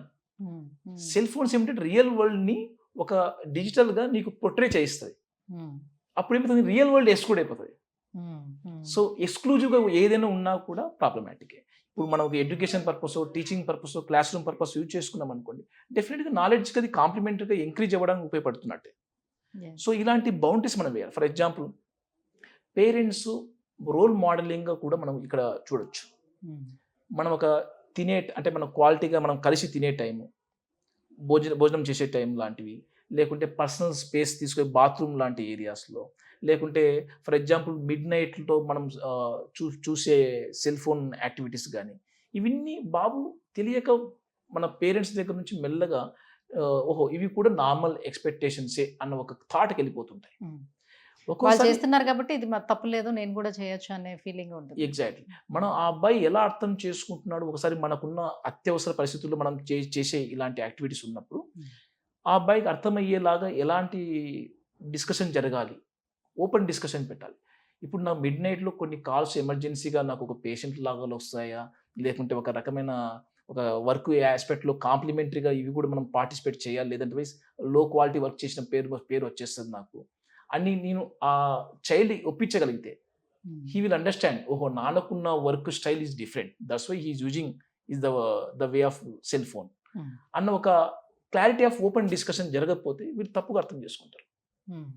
So మనకి అందుబాటులో ఉన్నటువంటి డిజిటల్ యుగం అంతా డిజిటలైజ్డ్ అయిపోవడం అనేది మనకి మేలు చేస్తుందా, కీడు చేస్తుందా? ఒక సైకియాట్రిస్ట్గా మీరు ఏం చెప్తారు? అంటే ఎగ్జాంపుల్గా ఒకప్పుడు క్లాస్ రూమ్లో బ్లాక్ బోర్డ్ మీద రాసేవారు, అన్నీ మనము బుక్స్లోని రైట్ డౌన్ చేసుకునే వాళ్ళం, రాసుకునే వాళ్ళం, అది బై హార్ట్ చేసుకునే వాళ్ళం, చదువుకునే వాళ్ళం, చాలా గుర్తుండేవి. బట్ ఇవాళ చిన్న టేబుల్స్ అడిగినా కూడా ఎవరికి గుర్తుండటం లేదు. సో అన్ని క్యాలిక్యులేట్ తీసుకోవాలి, క్యాలిక్యులేటర్ తోటి మొత్తం అంతా ఇచ్చేయాలి. ఈవెన్ దో మనమైనా ఇప్పుడు అందుబాటులోకి వచ్చిన తర్వాత ఆటోమేటిక్గా సో మెమరీ పవర్ అనేది లాస్ అవుతుందా? సో ఆ మెమరీ అనేది తగ్గిపోతుందా ఈ డిజిటలైజ్డ్ వల్ల? ఎస్ అండి. ఇది ఎలాంటిదంటే జనరలైజ్ స్టేట్మెంట్స్ చేయడం ఫస్ట్ ఆఫ్ ఆల్ ఇది రాంగ్ అవుతుందండి. ఇక్కడ సెల్ ఫోన్స్ని ఇందా చెప్పినట్టు మనం దీన్ని ఎంతవరకు ఎలా వాడుతున్నాం, దట్స్ వెరీ ఇంపార్టెంట్. మనం ఎంతవరకు వాడాలి, ఎలా మన వర్క్ కానీ మన రిలేషన్ కాంప్లిమెంటరీగా యూజ్ అవుతుంది అన్నప్పుడు ఇంటెలిజెన్స్ డెఫినెట్గా పెరగడమే, తగ్గడం జరగదు రాను జనరేషన్లో. లేదు దీని యొక్క సేఫ్టీ థ్రెట్ను మనం పట్టించుకోవట్లేదు. For example night compare to day time కన్నా నైట్ టైమ్స్ యొక్క రేడియో మ్యాగ్నెటిక్ రేడియేషన్ ఏదైతే ఉంటుందో సెల్ ఫోన్ ద్వారా ఉద్గారించబడే రేడియేషను, ఇది కొద్దిగా నైట్ టైమ్స్ ఎక్కువ ఉంటుంది. కంపారిటివ్గా. ఓకే. ఇంకోటి దాని యొక్క రేడియేషన్ వేవ్స్ కనీసం ఒక 1.5 మీటర్స్ దాకా రేడియేట్ అయి ఉంటాయి. ఎస్పెషల్లీ అర్లీ డెవలపింగ్ బ్రెయిన్స్ ఏవైతే ఉంటాయో, అంటే చిల్డ్రన్స్ లాంటి వాళ్ళు, వీళ్ళు కనీసం ఒక 5 to 6 ఫీట్ దూరంలో సెల్ ఫోన్ మనం అప్రోచ్ లేకుండా పెట్టగలగాలి. మన బెడ్లో చైల్డ్ పడుకుంటున్నాడు, ఇటు సైడ్ పక్కన సెల్ ఫోన్ పెట్టుకుంటున్నాం. దిస్ ఈజ్ వెరీ డేంజరస్ ఒక ట్రెండ్. దీన్ని మనం ఎంతవరకు వీలైనంత వరకు ఒక దూరంలో పెట్టుకోవడం, లేకుంటే అవుట్ ఆఫ్ బెడ్రూమ్ పెట్టుకోవడం కూడా అలవాటు చేసుకుని బెటర్. ఇలాంటి అంటే ఇప్పుడు కొత్తగా వచ్చిన ఈ స్మార్ట్ ఫోన్స్ కూడా అంత రేడియేషన్ ఉంటుందంటారా? ఏ ఫోన్ అయినా, ఏ network 4G are 5G network పెరిగే కొద్దీ దాని యొక్క మ్యాగ్నెటిక్ రేడియేషన్స్ డెఫినెట్గా వేవ్స్ ఉంటాయి. ఆ టైంలో సిగ్నల్ తక్కువ ఉన్న ఫ్రీక్వెన్సీ ఉన్న రూమ్స్లో మనం సెల్ ఫోన్లో మాట్లాడినా, నెట్వర్క్ యాక్టివిటీస్ లాంటివి ఎంగేజ్ అవుతున్నా కూడా it will be more radiation exposure కావచ్చు. చాలా మంది ఛార్జింగ్ లోనే పెట్టేసి ఫోన్ మాట్లాడుతూ ఉంటారు కదా.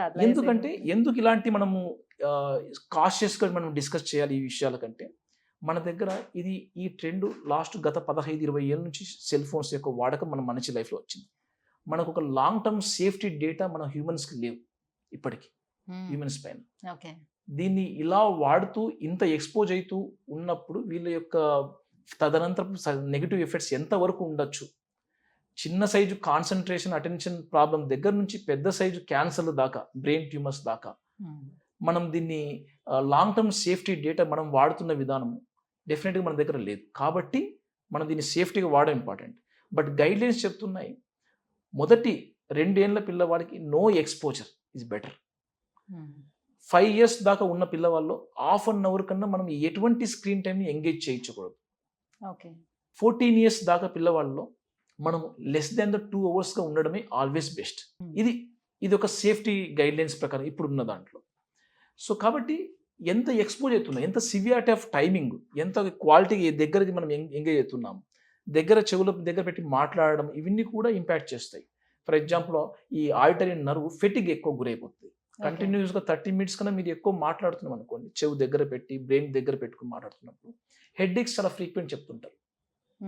ఎక్కువ టైం రేడియేషన్తో ఎక్స్పోజ్ అవుతున్న మొబైల్ వాడకంలో ఉన్న వాళ్ళు ఐస్ ట్రైనింగ్ ఒకటి, నెక్ పెయిన్స్ ఇలాంటి. ఫర్ ఎగ్జాంపుల్, ఇప్పుడు మనం ఇలా పెట్టుకున్న హెడ్ మనకు 1.5 kilo వెయిట్లో ఉంటుందండి. 45 degrees నువ్వు స్పైన్ కిందికి వంచి ఒక ½ an hour to 1 hour మీరు చూశారనుకోండి, it will be way about 17 kilo. 17?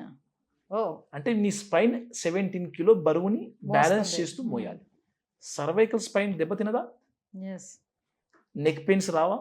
So ఇలాంటి physical health problems, sleep quality తగ్గిపోతుందండి. For example, constant exposing of ఈ సెల్ ఫోన్స్, ఎస్పెషల్లీ నైట్ టైమ్స్లో మెలటోనిన్ ప్రొడక్షన్ తగ్గుతూ వస్తుంది.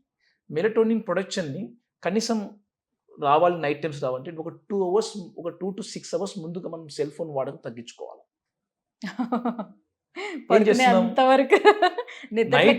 నిద్ర వచ్చేంత వరకు సెల్ ఫోన్ వాడడం స్టార్ట్ చేస్తున్నాం. కనీసం మనం 1 to 2 hours దాన్ని వైండ్ అప్ చేసేస్తే మెలటోనిన్ న్యాచురల్గా ప్రొడ్యూస్ అయ్యే మెలటోనిన్ మన పీనియల్ గ్లాండ్ ద్వారా బ్రెయిన్లో అక్యుములేట్ అయితే అప్పుడు నీకు డెన్స్గా నిద్రలో జాలుకుంటాం. మనం వాలంటరీగా రివర్స్గా చేస్తున్నట్టు ఈ పని చేయడం వల్ల, అంటే అది న్యాచురల్గా ప్రొడ్యూస్ కావాల్సిన మెలటోనిన్ ప్రొడ్యూస్ కానివ్వకుండా మనము యాక్టివ్ చేయడానికి కోసం, బ్రెయిన్ యాక్టివ్ చేయడానికి కోసం చేస్తున్న పని ఇది. సో దీనివల్ల ఎక్కడో మిస్ మ్యాచ్ వల్ల క్వాలిటీ ఆఫ్ స్లీప్ తగ్గుతుంది. నిద్ర రాకపోదేం కాదు, చాలా వరకు because of natural biological rhythms వల్ల వచ్చేస్తుండొచ్చు. బట్ ఎంతకాలం? Maybe 1 year. అప్పుడు పిల్లలకి నిద్ర రావాలి అని అంటే ఒకప్పుడు కథలు చెప్తూ ఉండేవాళ్ళు పేరెంట్స్. ఇప్పుడు కథలు చెప్పండి అని అంటే ఆ యూట్యూబ్ ఆన్ చేస్తే అందులో కథలు వస్తాయి, వినండి అని అంటున్నారు. ఎగ్జాక్ట్లీ. యూట్యూబ్లో ఆ వీడియోస్ ఉంటే చూస్తూ మిడ్ నైట్లో టైం పాస్ కావట్లేదు చూడడము, ఇవన్నీ కొద్దిగా అన్హెల్తీ హ్యాబిట్స్ కింద చూడొచ్చు అండి. ఒకవేళ నిద్రలో బ్రేక్ అవుతుంది అనుకున్నాడు, దెన్ డైరెక్ట్గా ఈ ఎలక్ట్రానిక్ గాడ్జెట్స్ కాకుండా ఒక పేపర్ రీడింగ్ చదవడము, ఒక బుక్ చదవడము, లేకుంటే కొద్దిగా ఇంట్లో వాతావరణం కొద్ది సర్దుబాటు చేసుకోవడము, ఇంకా బెస్ట్ అంటే కొద్దిగా వాకింగ్ చేయడము, ఒక నిద్ర పట్టి, దీనివల్ల బ్లడ్ ఫ్లో పెరుగుతుంది మన బ్రెయిన్కి కాళ్ళ ద్వారా. సో మళ్ళీ నువ్వు పడుకున్నప్పుడు ఫ్రెష్గా అర్లీగా మళ్ళీ స్లీప్ ఆన్సెట్ రావడం ఛాన్స్ ఉంటుంది. ఏదైతే ఈ టీవీలో ఈ సెల్ ఫోన్లో ఎంగేజ్ అయ్యారనుకోండి, ఇంకాస్త మనకు క్వాలిటీ ఆఫ్ స్లీప్ తగ్గిపోవడం తప్ప పెరగడం ఉండదు. సో మీ డాక్టర్స్ ఏదైతే ఇది మంచిది కాదు, సో ఇది చేయడం వల్ల ఇలాంటి ప్రాబ్లం వస్తుందని చెప్తారో దానికి వెంటనే ఆల్టర్నేట్ సొల్యూషన్ అనేది వెతికేస్తారు. ఇప్పుడు మీరు చెప్పినట్టుగా సో దగ్గర పెట్టుకొని చెవి దగ్గర పెట్టుకొని ఫోన్ మాట్లాడొద్దు. ఇది చాలా ప్రమాదం అని చెప్పారు. చెవి దగ్గర ఫోన్ పెట్టుకోవద్దన్నారు కాబట్టి ఇయర్ బడ్స్ వచ్చినియి. యెస్. యెస్ అండి. రైట్. అలానే ఇప్పుడు స్విచ్ బోర్డ్‌లోని ప్లగ్ పెట్టి దానికి కనెక్ట్ చేసి చార్జర్ పెట్టుకొని అలా మాట్లాడొద్దు. వెరీ డేంజరస్ అని చెప్పారు. ఆ! సో, ఇప్పుడు చార్జర్స్ అన్నీ హార్డ్ డిస్క్‌లాగా దానికి పవర్ అతికించేసేటట్టే వచ్చేస్తున్నాయి. యాహ్! దాన్ని పెట్టుకొని మాట్లాడేస్తున్నారు. యెస్. సో, వీటి వల్ల కూడా ఇబ్బందులు ఉంటాయా? డెఫినెట్ అండి. మనమంతా మనం అడాప్ట్ అవుతున్నామండి. మన సెల్ ఫోన్ కంపెనీస్ కూడా ఇన్నోవేట్ చేస్తున్నాయి. వాళ్ళు కూడా రేడియేషన్ మినిమైజ్ చేయడానికి చేస్తున్న ప్రయత్నాలు ఉన్నాయి. ఇవన్నీ మనం కూడా ఇన్వెంట్ అయితున్నాం, అడాప్ట్ అయితున్నాం. ఎక్కడ రిస్క్ ఉన్నాయి, దానికి తగ్గట్టు తగ్గించుకోవడానికి చేసే ప్రయత్నాలు చేస్తున్నాం. బట్ ఎంత చేసినా మనం we are the humans. We are not metals. So, మనకు వచ్చే సెన్సిటివిటీ, మనకు వచ్చే ఇబ్బందులు ఏంటో మనం సెన్సిటివ్‌గా అనలైజ్ చేసుకోవాలి. ఎంత టైం ఎక్స్‌పోజ్ అవుతున్నాను, ఎటువంటి సింప్టమ్స్ నేను గురవుతున్నా, దీనికి దానికి లింక్ ఏమైనా ఉందా, ఒకసారి చూసుకుంటే తెలిసిపోతుందండి. సో, ఎంత వీలైనంత వరకు హెడ్ దగ్గర పెట్టకుండా ఒక ఒక ఒక అర మీటర్ దూరంలో మనం మాట్లాడే మాట లౌడ్ స్పీకర్ తోటో లేకుంటే బ్లూటూత్ తోటో మనం మాట్లాడి డెఫినెట్గా రేడియేషన్ తక్కువ ఎక్స్పోజ్ అయ్యే ఛాన్స్ ఉంటాయి. బట్ ఎంతో కొంత మాట్లాడడానికి మనం పెడుతున్న ఈ కాన్సన్ట్రేషను, దీని టైం డెవోషను ఎంతవరకు మనకు రియల్ వర్క్లో కాంప్లిమెంటరీగా ఉంటుందో చూసుకోవాలి. ఏదైనా మిగతా వర్క్లో కాన్సన్ట్రేషన్ కుదరట్లేదు, because for example video games ఉన్నాయండి.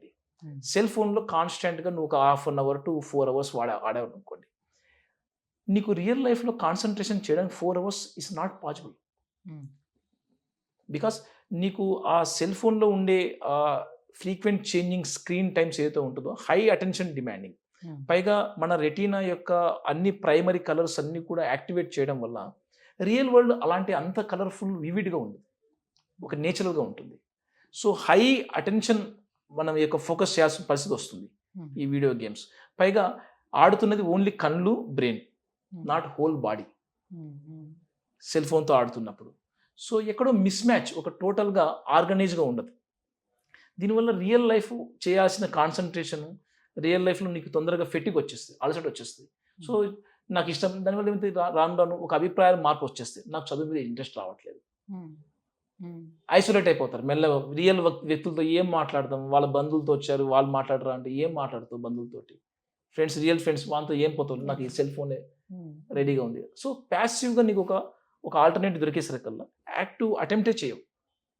బ్రెయిన్ ఎప్పుడు కూడా యాక్టివ్ అటెంప్ట్ కన్నా ప్యాసివ్గా వచ్చే ప్లెజరే కావాలని కోరుకుంటుంది.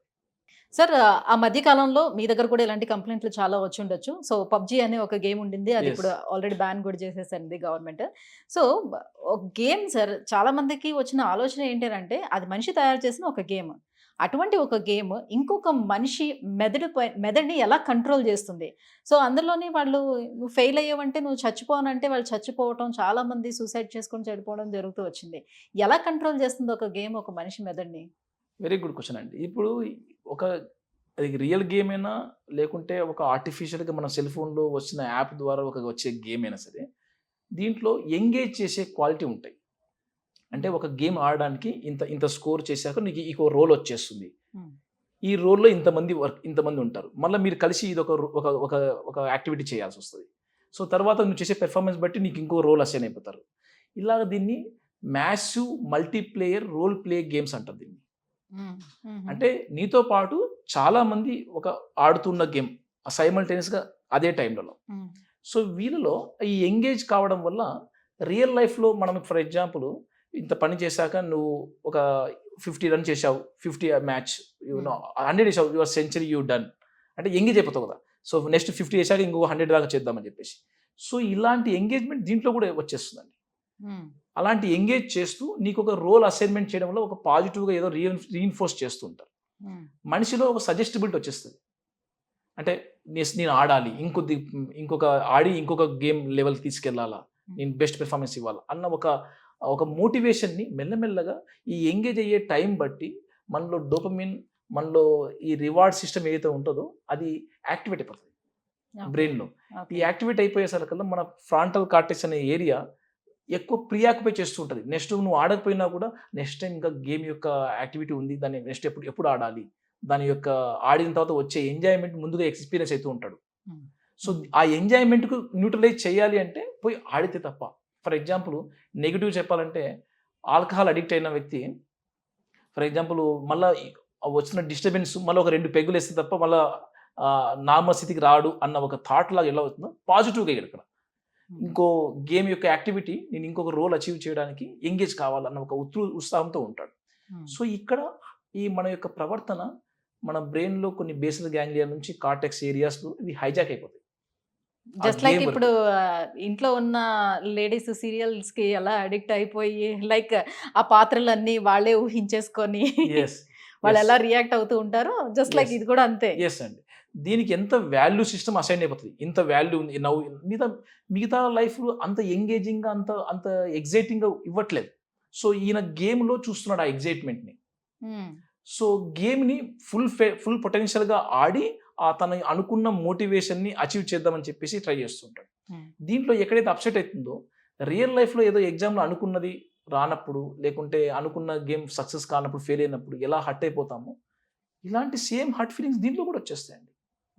అంటే ఇప్పుడు చాలా మంది ఆడతారు సార్, చాలా గేమ్స్ ఆడతారు. బట్ కొంతమంది గేమ్ లాగే చూస్తారు, అక్కడ వరకే ఆడి దాన్ని వదిలిపెడతారు. మిగతా వాళ్ళు ఇన్వాల్వ్ అయిపోతారు. అంటే ఎలాంటి మైండ్ సెట్ ఉండే వాళ్ళు ఇలాంటి వాటికి గురవుతారు? ఒకటి నిన్నకన్నట్టు ఒక అడిక్షన్ డెవలప్ కావడానికి తన యొక్క జెనెటికల్ మేకప్ దగ్గర నుంచి తన ఇండివిజువల్ పర్సనాలిటీ, తను ఎంత సెన్సేషన్ సీకింగ్ చేసే పర్సనాలిటీ ఉన్నాడు, ఆ సెన్సేషన్ సీకింగ్ కి ఆపర్చునిటీస్ ఏం చూస్తున్నాడు. ఓకే, వేరే ఆపర్చునిటీస్ పెద్దగా సెలెక్ట్ చేసుకోలేదు, చాయిస్ దీన్ని సెలెక్ట్ చేసుకున్నాడు. ఏది ప్యాసివ్గా ఆడే గేమ్ లాంటి గేమ్ యాప్ లాంటివి, పబ్జి లాంటివి, ఇవి సెలెక్ట్ చేసుకున్నప్పుడు ప్యాసివ్ వాటిలోనే ఎగ్జైట్మెంట్ చూస్తుంటాడు. ప్యాసివ్ వాటిలోనే ఆడి సక్సెస్ అన్న ఒక సాటిస్ఫాక్షన్ తెచ్చుకుంటుంటాడు. ఒక రకం మ్యాచోయిస్టిక్ దీన్ని ఫీల్ అయిపోతున్నాడు అచీవ్ చేస్తే. ఫర్ ఎగ్జాంపుల్, నువ్వు ఫైనల్ మ్యాచ్లో హిట్ ఒక సెంచరీ కొట్టి నీ మ్యాచ్ని విన్ చేస్తే ఆ రోజు ఉండే ఎగ్జైట్మెంట్ ఎలాంటిది, తను సేమ్ ఎగ్జైట్మెంట్ దీంతో చూస్తుంటాడు.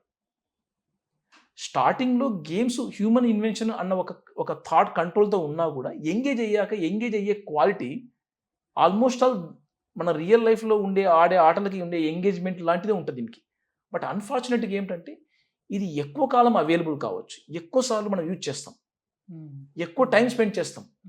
ఇక్కడ నువ్వు రియల్ గేమ్స్ ఆడాలంటే గ్రౌండ్ సెలెక్ట్ చేసుకోవాలి, 14-11 మందిని సెలెక్ట్ చేసుకోవాలి, టీమ్ని ఒక మ్యాచ్ని 20-50 ఓవర్స్ వరకు ఆర్గనైజ్గా ఆడిపించాలా, ఫిజికల్గా కష్టపడాలి. అంటే ఒక ప్లాన్డ్ స్ట్రక్చర్డ్ యాక్టివిటీ చేస్తే తప్ప ఒక గోల్ని అచీవ్ చేయవు. విన్నో లాసో లాస్ట్కి. ఇక్కడ ఏముంది, కంటిన్యూస్ అవైలబిలిటీ, యాక్సెసిబిలిటీ ఉంది. సో ఎక్కువ టైం స్పెండ్ చేస్తాడు, ఎక్కువ ఎంగేజ్ అవుతాడు. ఎప్పుడైతే ఎంగేజ్ అవుతాం మిగతా ఎక్స్ప్లోట్ అయిపోతాయి. తను న్యాచురల్గా సైకాలజీ మొత్తం దీనిపైన డిపెండ్ అయిపోతాడు. సో ఇది మనం ఆ ప్రాసెస్ అబ్జర్వ్ చేయాలి. నెక్స్ట్ ఎంత ఎంగేజ్ అవుతున్నామంటే అంత ఎగ్జైటబిలిటీ, అది నెగిటివ్ కావచ్చు, పాజిటివ్ కూడా కావచ్చు. ఓన్లీ పాజిటివ్ మాత్రమే అవుతాను అని ఎక్స్పెక్ట్ చేయొద్దు. నెగిటివ్ అయినప్పుడు నేను ఎలాంటి రియాక్షన్ ఇస్తాను అది కూడా మనం, ఫర్ ఎగ్జాంపుల్, ఆ ఫ్రస్ట్రేషన్ తోటి ఆ రోజు మూడీ అయిపోతావా, లేకుంటే ఇరిటేట్ అయిపోతారా, లేకుంటే ఇంకాస్త ఎక్స్క్లూడ్ అయిపోయినా సెల్ఫ్ హార్మ్ లాంటి మెథడ్స్ సెలెక్ట్ చేసుకుంటున్నామా, ఇవి ఆ పర్సనాలిటీ బట్టి డిపెండ్ అవుతాయండి. ఓకే. సో మెల్లమెల్లగా నీలో ఈ ఆడుతూనే కొద్దీ మనలో పాజిటివ్గా కోపింగ్ ఇచ్చే హ్యాబిట్స్ తక్కువ సెలెక్ట్ చేసుకుంటూ నెగిటివ్గా కోప్ అయ్యే విధానాలు ఎక్కువ మనం అవాయిడ్, ఎందుకంటే ఇది రియల్ వరల్డ్ని అవాయిడ్ చేసే ఒక ఎంగేజింగ్ యాక్టివిటీ గేమింగ్ అనేది. సో ఇది avoiding activity. Don't be multiple times ఈ అవాయిడింగ్ యాక్టివిటీస్ని ఎక్కువ ఎంగేజ్ అయినా కూడా అవి కూడా మనకు ఒక హ్యాబిట్ ఫార్మింగ్ లాగా తయారవుతాయి. ఇటువంటి అవాయిడెన్స్ని, ఇటువంటి అవాయిడింగ్ లైన్ లాంటి గేమ్ లాంటి యాక్టివిటీస్ని ఎక్కువ హ్యాబిట్ ఫార్మింగ్ చేసామనుకోండి, ఏం మిగులుస్తుందని లైఫ్ మీకు? ఎడ్యుకేషన్ పరంగా నష్టపోతావు, ఇటు ఫ్యామిలీ పరంగా రిలేషన్స్ తక్కువ క్వాలిటీగా మాట్లాడడం తక్కువ, ఒక రూమ్కి కన్ఫైన్ అయిపోయి ఒక యాప్కే నువ్వు డిపెండ్ అయిపోయావు అనుకోండి, రియల్ ఫ్రెండ్స్ తగ్గిపోతారు, సోషల్ లైఫ్ ఎగ్జైట్మెంట్ తగ్గిపోతుంది. At the same time psychological health కూడా ఇంపాక్ట్ అయిపోతుంది. లోన్లీనెస్ ఎక్కువ ఫీల్ అయిపోవడం వల్ల ఆపర్చునిటీస్ ఆఫ్ ద ఒక హెల్తీ డెవలప్మెంట్ తగ్గిపోతుంది. సో దీని ఎఫెక్ట్ నెగిటివ్ రియాక్షన్స్ ఎక్కువ తోడయ్యాయి అనుకోండి, సూసైడ్ అటెంప్ట్స్ కూడా నోట్ చేస్తున్నాం. సో ఈ రకమైన suggestibility very very very dangerous. Sir, నేను చిన్నప్పుడు అమ్మమ్మ ఊరు వెళ్తే నేను అబ్జర్వ్ చేసింది, సో ఊరు స్టార్టింగ్ దగ్గర నుంచి అమ్మమ్మ వాళ్ళ ఇంటికి వెళ్ళేంత వరకు, సో దారి పొడుగున ప్రతి ఒక్కరు, తెలిసిన వాళ్ళు తెలియని వాళ్ళు అందరూ కూడా విష్ చేస్తూ వెళ్తుండేవారు, బాగున్నారా, ఎలా ఉన్నారు అని అడుగుతూ. ఈ రోజు మనం చూస్తే ఎవరినైనా అట్లా తెలియని వ్యక్తిని విష్ చేసినా కూడా షీఈస్ క్రేజీ అది తెలీదు బట్ ఏంటి నన్ను చూస్తున్నా అలా చూస్తారు ఒక పిచ్చోల్ని చూసినట్టు అలా అయిపోయింది. అండ్ మోర్ ఓవర్ ఎవరిని ఎవరు పట్టించుకునే సిచ్యువేషన్ లేదు, ఎవరిని ఎవరు విష్ చేసే సిచ్యువేషన్స్ కనిపించట్లేదు, ఆ ఆప్యాయతలు అనురాగాలు కూడా కనపడట్లేదు. న్యూక్లియర్ ఫ్యామిలీస్ కేవలం పిల్లల మీదే కాదు పెద్దల మీద కూడా ఎలాంటి ఎఫెక్ట్ చూపిస్తుంది? డెఫినెట్గా అండి, మారుతున్న ట్రెండ్ కాలం బట్టి దీనికున్న నెగిటివ్స్తో పాటు పాజిటివ్స్ కూడా ఉన్నాయి. వీళ్ళు ప్రజెంట్ ఈ చిన్న న్యూక్లియర్ ఫ్యామిలీస్ హై ఫోకస్గా ఉన్నారు. ఇద్దరు సంపాదిస్తూ వాళ్ళ యొక్క ఫ్యామిలీని అప్లిఫ్ట్ చేస్తున్నారు. ఎకనామికల్గా చూసినా లేకుంటే ఇంకో రకం చూసినా ఇండివిజువల్గా ఫ్రీడమ్ లాంటి ఒక ఒక స్పేస్ దొరికింది. అప్పటి కాలంలో 14 మంది 15 మంది కొడుకులు ఉన్నా కూడా అందరం ఒకే ఫ్యామిలీలో ఉన్న దాఖలాలు కూడా ఉన్నాయి అప్పట్లో. అంటే ఇది పాజిటివ్ యాంగిల్ ఒక సైడ్ చెప్పాలంటే. అంటే ఒక individuality, privacy, freedom, economical independence ఉన్న ఇద్దరు పిల్లలు, ముగ్గురు పిల్లలు వాళ్ళపైన ఎక్కువ ఫోకస్ పెట్టడము, వాళ్ళని హెల్తీగా డెవలప్ చేయడము. అప్పుడు ఇన్ఫాంట్ మోర్టాలిటీ రేట్తో డేటా పోలిస్తే present infant mortality rate very less.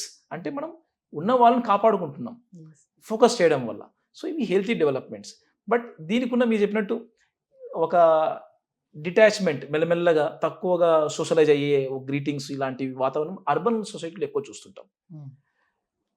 ఇలాంటి టైంలో మనకు ఒక సోషలైజ్ అయ్యే ఆపర్చునిటీస్ తగ్గుతున్నాయి. బట్ ఇక్కడ కూడా కొన్ని న్యూ ట్రెండ్స్ మనకు డెవలప్మెంట్ చూసి క్లబ్ హౌస్ లాంటివి, ఒక గ్రూప్ ఆఫ్ కామన్ ఐడియాలజీ ఉన్న ఒక గ్రూప్స్ ఉంటారు.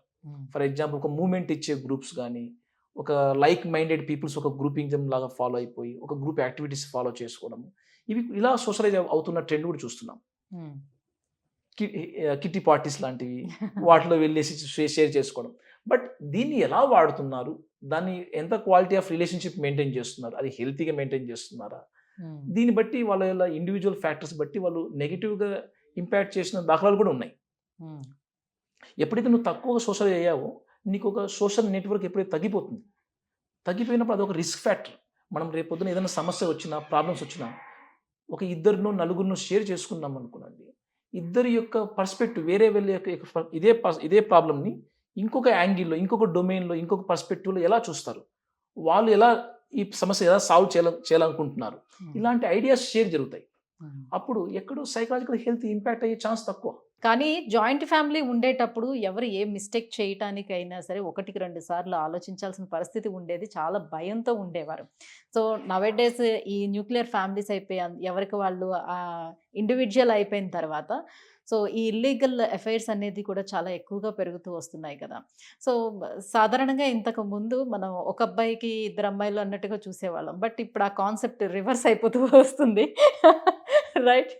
సో ఆడవాళ్ళంటే డెఫినెట్గా మహిళలంటే గౌరవిస్తారు, అది మన భారతదేశంలో ఉన్నటువంటి సాంప్రదాయమే. కానీ ఎంతో ఓపిక, ఓర్పు ఉన్నటువంటి మహిళలే ఈరోజు ఎక్కువగా క్రైమ్కి పాల్పడుతున్నారు. ఎందుకు వాళ్ళ మైండ్ సెట్ అలా చేంజ్ అవుతూ వస్తుందంటారు?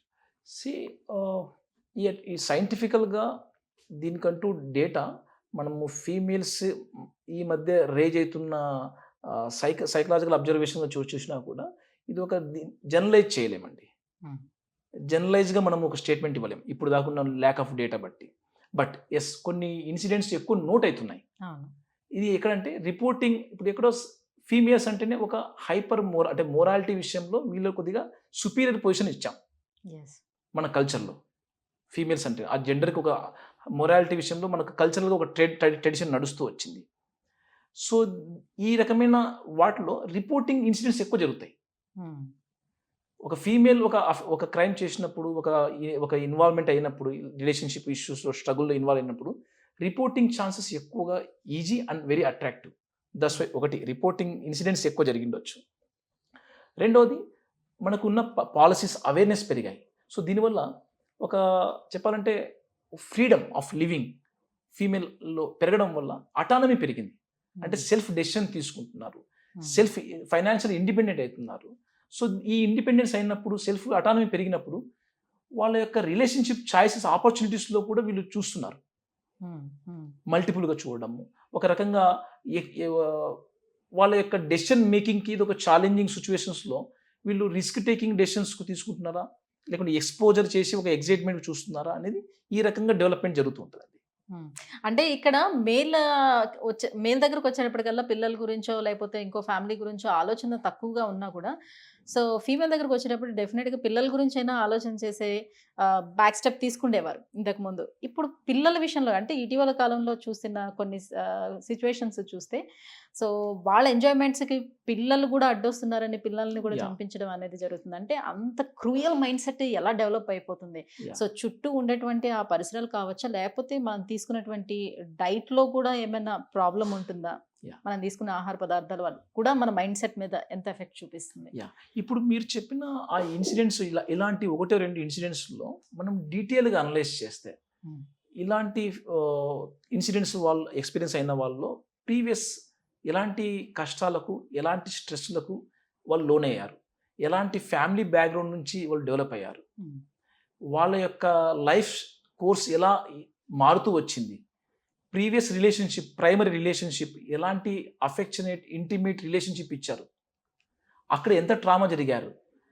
వాళ్ళ ఫ్యామిలీ, వాళ్ళ పేరెంటింగ్ స్టైల్స్‌లో ఎంత అడ్వాన్స్ ఎక్స్‌పీరియన్స్‌లో వాళ్ళు గురయ్యారు.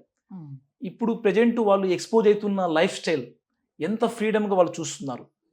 దీనికి ఎంత వాల్యూస్ ఇవన్నీ కూడా మనం అనలైజ్ చేసుకున్నప్పుడు ఇండివిడ్యువల్ కేస్ బట్టి వాళ్ళ యొక్క నిర్ణయాలు యెస్ డెఫినిట్‌గా ఇలాంటి అన్‌వాంటెడ్, అన్‌ఎక్స్‌పెక్టెడ్ ఇలాంటి ఇన్సిడెంట్స్ జరిగినప్పుడు మనం అనలైజ్ చేసుకుంటే వాళ్ళ పర్సనాలిటీ ఫ్యాక్టర్స్ వస్తాయి. వాళ్ళ లైఫ్ స్టైల్‌లో వచ్చే రిస్క్ చాయిసెస్ వస్తున్నాయి. వాళ్ళ మెంటల్ హెల్త్ కండిషన్స్‌లో డౌట్ పడేలాగా ఒక లో సెల్ఫ్ ఎస్టీమ్ గురైపోయి, ట్రామాకు గురైపోయిన ఈ ఇన్సిడెంట్స్ చూస్తున్నాము. హ్మ్. వాళ్ళకి చిన్న సైజు డిప్రెషన్ లాంటిదో, లేకుంటే చిన్న సైజు మూడ్ ఎక్స్‌పాండ్ చేసే పూర్ చాయిసెస్ లాంటివో, హ్మ్. హ్మ్. వీళ్ళు దీన్ని ఇలాంటి ఎక్సైట్‌మెంట్ వీళ్ళు తీసుకుంటున్నారా? హ్మ్. సో, ఈ రకంగా అనలైజ్ చేసినప్పుడు ఇదొక కాంప్లికేటెడ్ ఇష్యూనే. ఇదొక కాంప్లెక్స్ ఇష్యూ కూడా. ఓకే. సో మెనీ ఫ్యాక్టర్స్ మీద డిపెండ్ అయ్యి యెస్. ఉన్నాయి ఇది. ఓన్లీ మారుతున్న ఈ ట్రెండ్‌కి ఈ క్రైమ్‌ని ఆపాదించలేం. బట్ ఈ మారుతున్న ట్రెండ్‌లో ఈ క్రైమ్ రేట్స్ కొద్దిగా ఇన్సిడెంట్స్ ఎక్కువ రిపోర్ట్ అయితున్నాయి. హ్మ్. సో, దీన్ని మనం కాషియస్ తీసుకోవాల్సిన టైం వచ్చింది. దీన్ని అనలైజ్ చేస్తూ యెస్ 2 జెండర్స్ అప్పుడు కల్చరల్ పరంగా హిస్టారికల్‌గా ఎప్పుడు కూడా ఈవెన్ బ్యాలెన్స్డ్ ఎప్పుడు ఉండదండి. హ్మ్.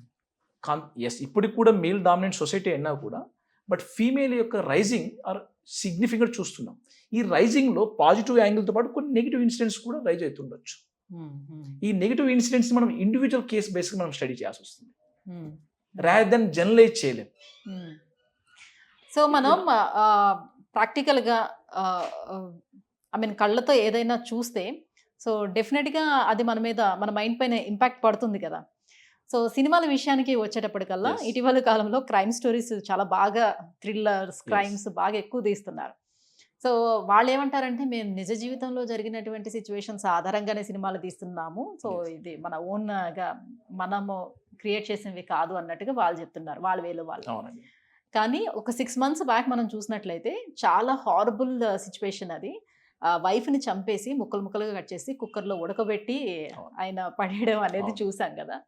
సో, అతనేం చెప్తాడు నేను ఒక సినిమా ఆధారంగానే దీన్ని చేశాను హ్మ్. అని ఆయన స్టేట్‌మెంట్ ఇచ్చాడు. అవును. సో, ఒక సినిమాని తీసుకొని సినిమా ఇంపాక్ట్ ఇంత దీనిగా ఉంటుందా? మనుషుల మీద ఉంటుందా? వాళ్ళ మెదడు మీద అంత ప్రభావం చూపిస్తుందా? యెస్. డెఫినెట్ అండి. సినిమా అనేది మన కల్చర్‌లో పార్ట్. హ్మ్. సినిమా యొక్క సినిమా క్యారెక్టర్స్ యొక్క ఇన్‌ఫ్లూయెన్స్ మనకు సమ్ ఎస్పెషల్లీ ఎదిగే బ్రెయిన్స్‌లో గాని, లేకుంటే ఒక కొత్తగా పర్సనాలిటీ మెచ్యూర్ అయితున్న టైంలో గాని, వాటి యొక్క ఇన్‌ఫ్లూయెన్స్ డెఫినెట్‌గా ఉంటుందండి. మన కల్చర్‌లో పార్టే. ఇది కోడి ముందా, గుడ్డి ముందా అన్న టైప్‌గా మీ కల్చర్‌లో ఉన్నవి కొన్ని సినిమాలు చూస్తున్నాం. సినిమాలు బట్టి ఇంకొద్ది ఎక్కువ మంది పోర్ట్రే చేస్తున్నారు. యెస్. సో, వీటిలో కొందరు వల్నరబుల్ అయ్యే పిల్లవాళ్ళు కొన్ని పాజిటివ్ కూడా వల్నరబుల్ అయ్యి షేప్ చేసుకున్న వాళ్ళు చాలా ఇన్సిడెంట్సే ఉన్నాయి. ఫర్ ఎగ్జాంపుల్ మనము సినిమాస్ చూసే చాలా మంది ప్రొఫెషనల్ కెరీర్‌లో అందరూ సినిమా ఫీల్డ్ పోకపోయినా కూడా మా బోటి డాక్టర్లు మేము కూడా సినిమా స్టార్‌లను చూసో మా వాళ్ళని ఇన్‌స్పైర్ అయ్యో అది ఎందుకంటే ఏదో క్రికెట్ స్టార్ హ్మ్. ఏదో ఇట్స్ సినిమా స్టార్. ఇవి ఎక్కువ పేపర్‌లో మనం హైగా కో దాని యొక్క ఇంపార్టెన్స్ ఇచ్చి చూస్తున్న రిపోర్టింగ్ ఉంటది. సో, వీటితో మనం నేచురల్‌గా అట్రాక్ట్ అయితాం. హ్మ్. But majority of the people పాజిటివ్‌గా తీసుకున్న కొంతమంది హ్మ్. వాళ్ళలో ఉండే ఒక సైకలాజికల్ నేచర్ వాళ్ళు డిప్రెషన్ అయినప్పుడు రాంగ్ చాయిస్ సెలెక్ట్ చేసుకుంటున్నాడా? రాంగ్ క్యారెక్టర్‌ని ఇంబైబ్ చేసుకుంటున్నాడా? హ్మ్. లో సెల్ఫ్ ఎస్టీమ్‌ని తను ఈ రకంగా అగ్రెషన్ చూపించి తను ఫుల్‌ఫిల్ చేసుకుంటున్నాడు తన ఇగోని. ఓకే. అది ఎలాంటి అగ్రెషన్ సెలెక్ట్ చేసుకోవాలా సినిమాలో చేసి నేర్చుకున్నాను. తనకున్న ట్రామాని కరెక్ట్గా వెంటిలేట్ చేయడానికి మంచి ఎమోషన్ సెలెక్ట్ మంచి పీపుల్ సెలెక్ట్ చేసుకోకుండా ఇలాంటి యాక్టింగ్ అవుట్ ఒక రకమైన టెన్షన్ క్రియేటింగ్ సంబంధించిన ఒక కోపింగ్ మెకానిజం సెలెక్ట్ చేసుకుంటున్నాడు. ఎలా చేస్తున్నాడు?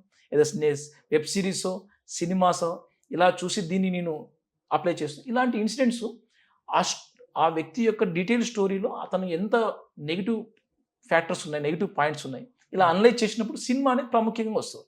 కానీ చాలామంది stories cinema is impacting very well, very positive.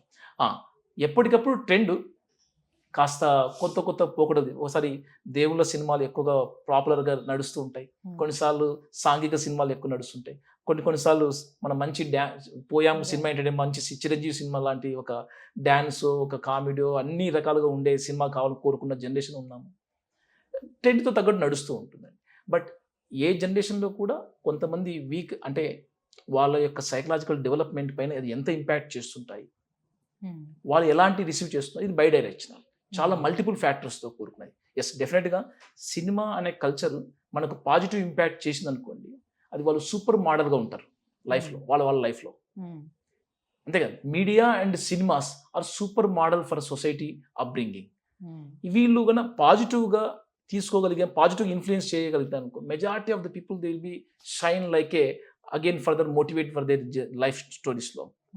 కొంతమంది నెగిటివ్ కూడా ఇంపాక్ట్ అయిపోతుంది. అదే కదా, పాజిటివ్కి అందరూ పాజిటివ్కి ఇంపాక్ట్ అయితే నో ఇష్యూ కదా. ఈ ఇటు ఇండివిజువల్ బేస్గా మనం స్టడీ చేసిన వాళ్ళు వీళ్ళు ఇలాంటి క్యారెక్టర్స్ చూసి మోటివేట్ అయ్యాము ఇలాంటినప్పుడు చాలా అన్ఫేర్గా అనిపిస్తాయి, బాధ అనిపిస్తాయి. ఎంతో కొంత కాజల్ అట్రిబ్యూషన్ మనం కల్చర్, ఆ సినిమా కల్చర్ కూడా ఇవ్వాల్సి వస్తుందండి. సార్, మరి మ్యూజిక్ కూడా మానసిక ఆరోగ్యాన్ని మెరుగుపరుస్తుంది అని చాలా సర్వేస్ కూడా చెప్తున్నాయి. సో మ్యూజిక్ అనేది మైండ్ మీద ఎలాంటి ఇంపాక్ట్ చూపిస్తుంది, ఎట్లా మానసిక ఆరోగ్యాన్ని అది మెరుగుపరుస్తుంది? ఎలిమెంటరీ మ్యూజిక్ అనేవి డెఫినెట్గా ప్రైమరీ సెన్సెస్లో మన యొక్క బ్రెయిన్లో ఆడిటరీ నర్వ్స్ ద్వారా, అంటే మనకు వినికిడి శబ్దం సంబంధించిన ద్వారా కొన్ని ఎమోషన్స్ని పలికిచ్చేలాగా, అంటే ఎమోషన్ సర్క్యూట్స్ ఉంటాయి బ్రెయిన్లో, అవి స్టిమ్యులేట్ చేయగలుగుతాయి. అవి మనం గతంలో విన్న మ్యూజిక్, మనము గతంలో ఎక్స్పీరియన్స్ అయ్యి ఆ పాజిటివ్ ఇన్సిడెంట్స్ జరిగిన సందర్భాల్లో మనం విన్న మూవీసో లేకుంటే సాంగ్సో లేకుంటే వాటి యొక్క మ్యూజిక్ తాలూకు మెమొరీస్ మనం యాక్టివేట్ చేస్తాయి. డెఫినెట్గా మనిషి యొక్క మూడ్లో మ్యూజిక్ యొక్క పాత్ర ఉంటుంది. అది పాజిటివ్గా చాలా వరకు దాన్ని మనం యూజ్ చేసుకున్నప్పుడు రిలాక్సింగ్ మెథడ్గా సెలెక్ట్ చేసుకోవచ్చు. నువ్వు స్ట్రెస్లో ఉన్నప్పుడు లేకుంటే ఒక రకమైన డిఫికల్ట్ సిచ్యువేషన్లో ఉన్నప్పుడు కొద్ది వెంటిలేట్ చేయడానికి ఈ మ్యూజిక్ చాలా మంచిగా ఎంకరేజ్ కావచ్చు. కొన్నిసార్లు మనకు రొటీన్ లైఫ్లో ఈవెన్ ఫర్ దట్ మ్యాటర్ ఇక్కడ నుంచి సమస్య సాల్వ్ కాదు అన్న ఒక నెగిటివ్ ఫ్రస్ట్రేషన్లో ఉన్నప్పుడు కూడా మ్యూజిక్ స్వాంతనపరచవచ్చు. మన బ్రెయిన్లో ఆల్ఫా, బీటా, గామా, డెల్టా ఇలాంటి రిథమ్ సంబంధించిన బ్రెయిన్ యాక్టివిటీ నడుస్తుంటుందండి. మేము మెడికల్ భాషలో చెప్పాలంటే ఈజీ స్కాన్లో ఈ వేవ్స్ ఉంటాయి. అంటే నువ్వు హైపర్ అలర్ట్గా ఉన్నప్పుడు బీటా రిథమ్స్ నడుస్తూ ఉంటుంది, వేరే కొద్ది రిలాక్స్ మైండ్లో ఉన్నప్పుడు ఆల్ఫా రిథమ్ నడుస్తుంటుంది. ఓకే, మ్యూజిక్ ఆ క్వాలిటీ ఉంటుంది, ఇది ఆల్ఫా వేవ్స్ తీసుకెళ్లే కెపాసిటీ. నువ్వు దాన్ని మెడిటేటివ్ మ్యూజిక్ లాగా తీసుకున్నావా, ఒక స్వాంతన పరిచే మ్యూజిక్ లాగా తీసుకున్నావా, అర్లీ చైల్డ్హుడ్లో when you are very new to this world అన్నప్పుడు అప్పుడు ఎక్స్పీరియన్స్ అయిన మ్యూజిక్ ఎలాంటిది, అవి ఎక్కువ ఇంపాక్ట్ చేస్తాయి. అమ్మకు అప్పటి కాలపు పాత white and black and white cinema సంబంధించిన మ్యూజిక్ ఆమెకు చాలా నచ్చవచ్చు. నాకు నా జనరేషన్ హీరోస్ సంబంధించిన మ్యూజిక్ నాకు బాగా నచ్చవచ్చు. బట్ ప్రైమరీ ఎలిమెంటరీ మ్యూజిక్ ఎప్పుడు కూడా బ్రెయిన్కి స్వాంతన పరుస్తూ ఉంటుందండి. అంటే ఒక సింగిల్ ఎలిమెంట్ వాయిస్, అంటే ఒక సింగిల్ టోన్తో రిలీజ్ చేసే వాయిస్ ఏదైతే ఉంటుందో అవి ఎక్కువగా బ్రెయిన్ని రిలాక్స్ చేస్తుంది. సార్, మనం కొన్ని సినిమాల్లోనే చూస్తాము అండ్ బయటను కూడా చాలా సిచ్యువేషన్స్లో మనం చూసుంటాము. ఎవరైనా కొంతమంది ఏదైనా అనుకుని సంఘటన జరిగినప్పుడు సడన్గా లైక్ వాళ్ళ అన్ని విషయాల్ని మర్చిపోవటం, యూనో, సో కంప్లీట్గా వీడు పిచ్చివాడు అయిపోయాడు అని చెప్తూ ఉంటారు కదా. సో ఆ మెంటల్ ఇల్నెస్ వాళ్ళకి ఎలా వస్తుంది? చాలా మంది చాలా రకాల సిచ్యువేషన్స్ ఫేస్ చేస్తూ ఉంటారు. సో ఆ క్షణం వరకు కొద్ది రోజుల వరకు బాధపడినా కూడా దాన్ని మర్చిపోవడం అనేది సహజంగా జరుగుతూ ఉంటుంది. మళ్ళీ ఇలాంటి వాళ్ళ విషయంలో ఎందుకు అలా జరగదు? ఎందుకు అంత డీప్‌గా ఎలా తీసుకుంటది మైండ్? అంత స్ట్రాంగ్‌గా ఎలా పడతది వాళ్ళ మీద ఎఫెక్ట్ అనేది? ఓకే. అంటే ఏదైనా ఒక అనుకోనిది ఒక నెగెటివ్ సివియర్ రియాక్షన్ జరిగినప్పుడు ఒక ట్రామా లాగా ఫీల్ అయిపోతారు. అంతే కదండీ! సో, ట్రామా లాంటి ఇన్సిడెంట్స్ వీళ్ళు మర్చిపోకుండా హ్మ్. రికరెంట్‌గా రీకలెక్ట్ చేస్తున్నారు. అంటే ఫర్ ఎగ్జాంపుల్ ఆ ట్రామా జరిగిన సందర్భంలో వినపడిన సౌండ్‌లు గాని, ఎక్స్‌పీరియన్స్ అయిన ఒక శబ్దాలు, సిట్యుయేషన్స్, మనుషులు, ఆ యొక్క ఇన్సిడెంట్స్ అవి కొద్దిగా మళ్ళా జ్ఞప్తికొచ్చినా గూడా అంటే మనసులో జ్ఞప్తికొచ్చినా, లేకుంటే బయట చూసినా కూడా ఇవి మళ్ళా ఆ ట్రామా యొక్క మెమరీ రీయాక్టివేట్ కావచ్చు. ఓకే. హ్మ్. అది ఎటువంటి ఎమోషన్ ఇచ్చింది? బాధ, టెన్షన్ అనే ఎమోషన్ ఇచ్చింది. రేపు పొద్దున నువ్వు వర్క్ రిలేటెడ్ టెన్షన్ పడినా గూడా దాని తాలూకు రిఫ్లెక్షన్ మెమరీ మళ్ళా రీయాక్టివేట్ కావచ్చు. ఓకే. అంటే బ్రెయిన్ ఒక సూపర్ కంప్యూటర్ లాంటిదండి. హ్మ్. నువ్వు ఒక ఎమోషన్ అనే యాడ్ ఓపెన్ చేసిన వెంటనే, ఆ ఎమోషన్‌లో నీకున్న ఫీలింగ్స్‌లో ఏ ఫీలింగ్‌తో నువ్వు కనెక్ట్ అయ్యావో, ఆ ఫీలింగ్ యొక్క మెమరీని తీసుకొస్తది. హుహు. హ్మ్. బట్ తరువాత తీసుకురావడం వరకు దాని దాని పాత్ర. మనము దాన్ని ఎలా హ్యాండిల్ చేస్తున్నాం? హ్మ్. ఎలా దాన్ని కోపింగ్ చేస్తున్నాం? హ్మ్. That's very important. దాన్ని ఎలా రెగ్యులేట్ చేస్తున్నాం? అంటే మన లైఫ్‌లో ఆ యొక్క మెమరీ ఎంత ఇంపాక్ట్ చేసింది?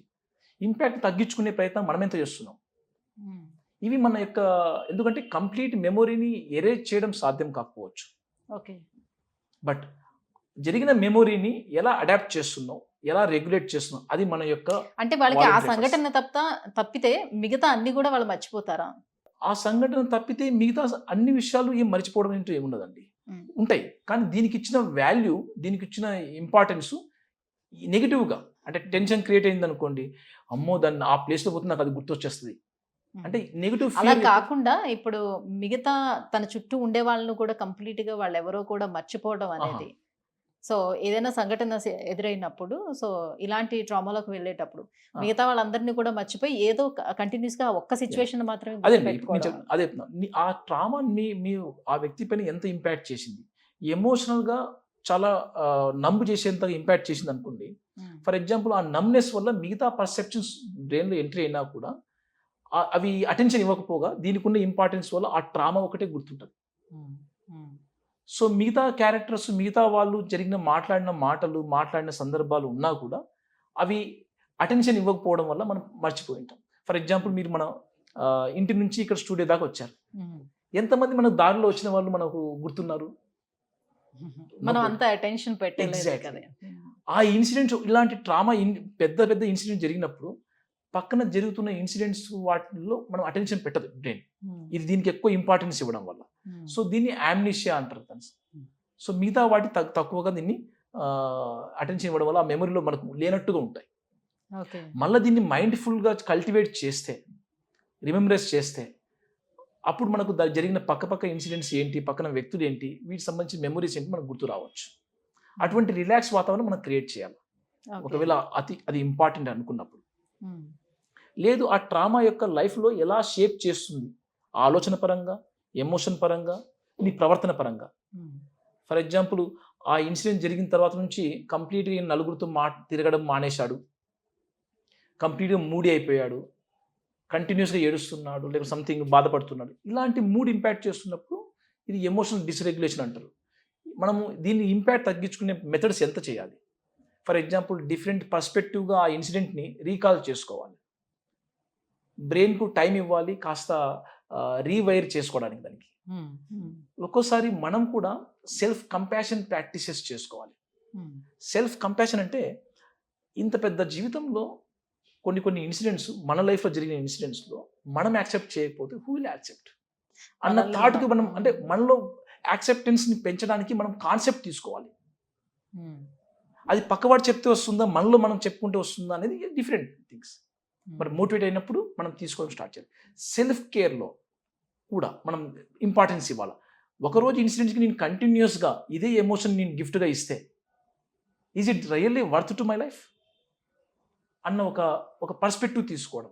ఇవన్నీ కూడా మెల్లమెల్లగా చేంజెస్ చేస్తాయి. ఆ ట్రామా నుంచి బయటికి పడేలాగా, ఆ ట్రామా నుంచి మళ్ళా మనకు ఆ జ్ఞాపకాలు మన మైండ్‌ని ప్రెజెంట్ ఉన్న స్టేట్ మైండ్‌ని ఇన్‌ఫ్లూయెన్స్ తగ్గించుకునేలాగా చేయడం స్టార్ట్ చేస్తాయి. రైట్. సో నవేడేస్ ఏ వర్క్ అయినా కానివ్వండి, సో వర్క్ స్పేస్‌లోని చాలా మందికి రకరకాల టెన్షన్స్ అనేది చాలా కామన్‌గా ఉంటున్నాయి. సో ఎందుకంటే అలాంటి ప్రెషర్స్ ఉంటాయి. యెస్. సో సో అలాంటి ప్రెషర్స్ నుంచి బయటపడాలంటే బేసిక్‌గా ఏం చేయాలి? ఆ ప్రెషర్స్‌ని అలానే కంటిన్యూ చేస్తే ఏమవుతుంది? కొంతవరకు నీకు వర్క్ వల్ల ప్రెషర్ వస్తుందనుకో దాన్ని స్ట్రెస్ అంటామంటే. అంటే అబ్బో! ఈ వర్క్ నాకు ఇంపార్టెంట్ ఇప్పుడు ఇది అయిపోగొట్టేసేయాలి అన్నప్పుడు నువ్వు మిగతా వర్క్‌ల కన్నా దీనికి ఇంపార్టెన్స్ ఇచ్చిన వల్ల నువ్వు ఓవర్‌వెల్మింగ్‌గా ఫీల్ అవుతావు.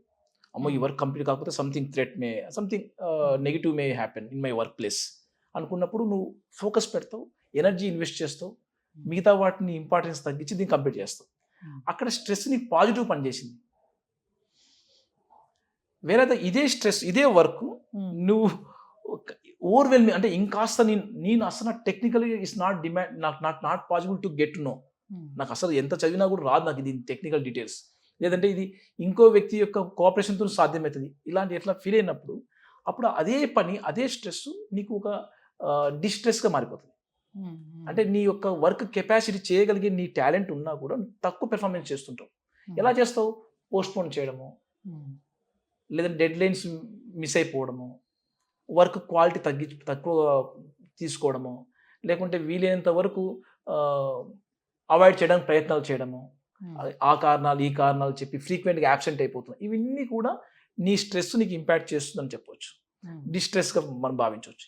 వీటిని తీసేయడానికి చాలా మార్గాలు ఎట్లా అంటే ఫస్ట్ ఆఫ్ ఆల్ మనకు వర్క్, పర్సనల్ లైఫ్ బ్యాలెన్స్‌ని వెరీ వెల్‌గా మెయింటైన్ చేయడం అలవాటు చేసుకోవాలి. హ్మ్. వర్క్ నీకు టెంపరరీగా వస్తున్న కొంత time period for example 20-50 years, 60 years. But you are there forever for this life. హ్మ్. నీ పర్సనల్ స్పేస్‌లో, నీ పర్సనల్ లైఫ్ యాక్టివిటీస్‌లో మీరు కొన్ని హాబీస్ క్రియేట్ చేసుకోవడం ఇంపార్టెంట్. హ్మ్. ఇవి బ్యాలెన్స్‌గా మెయింటైన్ చేయాలి వర్క్ అండ్ లైఫ్. రెండోది టైమ్ మేనేజ్మెంట్ వెరీ ఇంపార్టెంట్. అంటే నీకున్న అసైన్ అయిన అన్ని వర్క్‌లు నీ ఇంటి పనులు తీసుకురావాలి, కూరగాయలు, వర్కులు అన్నీ చేసుకోవాలి, వంట మల్టీ టాస్క్ చేసుకోవాలి. అటు ఆఫీస్‌లో వర్క్‌లు చేసుకోవాలి, అంత కమ్యూనికేషన్ మెయింటైన్ చేయాలి. ఇన్ని ఉన్నప్పుడు నీకు టైమ్ మేనేజ్మెంట్ వెరీ ఇంపార్టెంట్. హ్మ్. నీకున్న వర్క్‌లో ప్రయారిటీ ఏంటి? ప్రయారిటీ ఎట్లా ఇస్తావు? ఇంపార్టెంటా? అన్‌ఇంపార్టెంటా? రెండోది ఏమి అర్జెంటా? నాన్ అర్జెంటా? హ్మ్. ఇది గనుక నువ్వు బ్యాలెన్స్ చేయగలిగితే, అర్జెంట్ ఇది అది ఇంపార్టెంట్ అయితే దాన్ని పోస్ట్‌పోన్ చేయమాక. హ్మ్.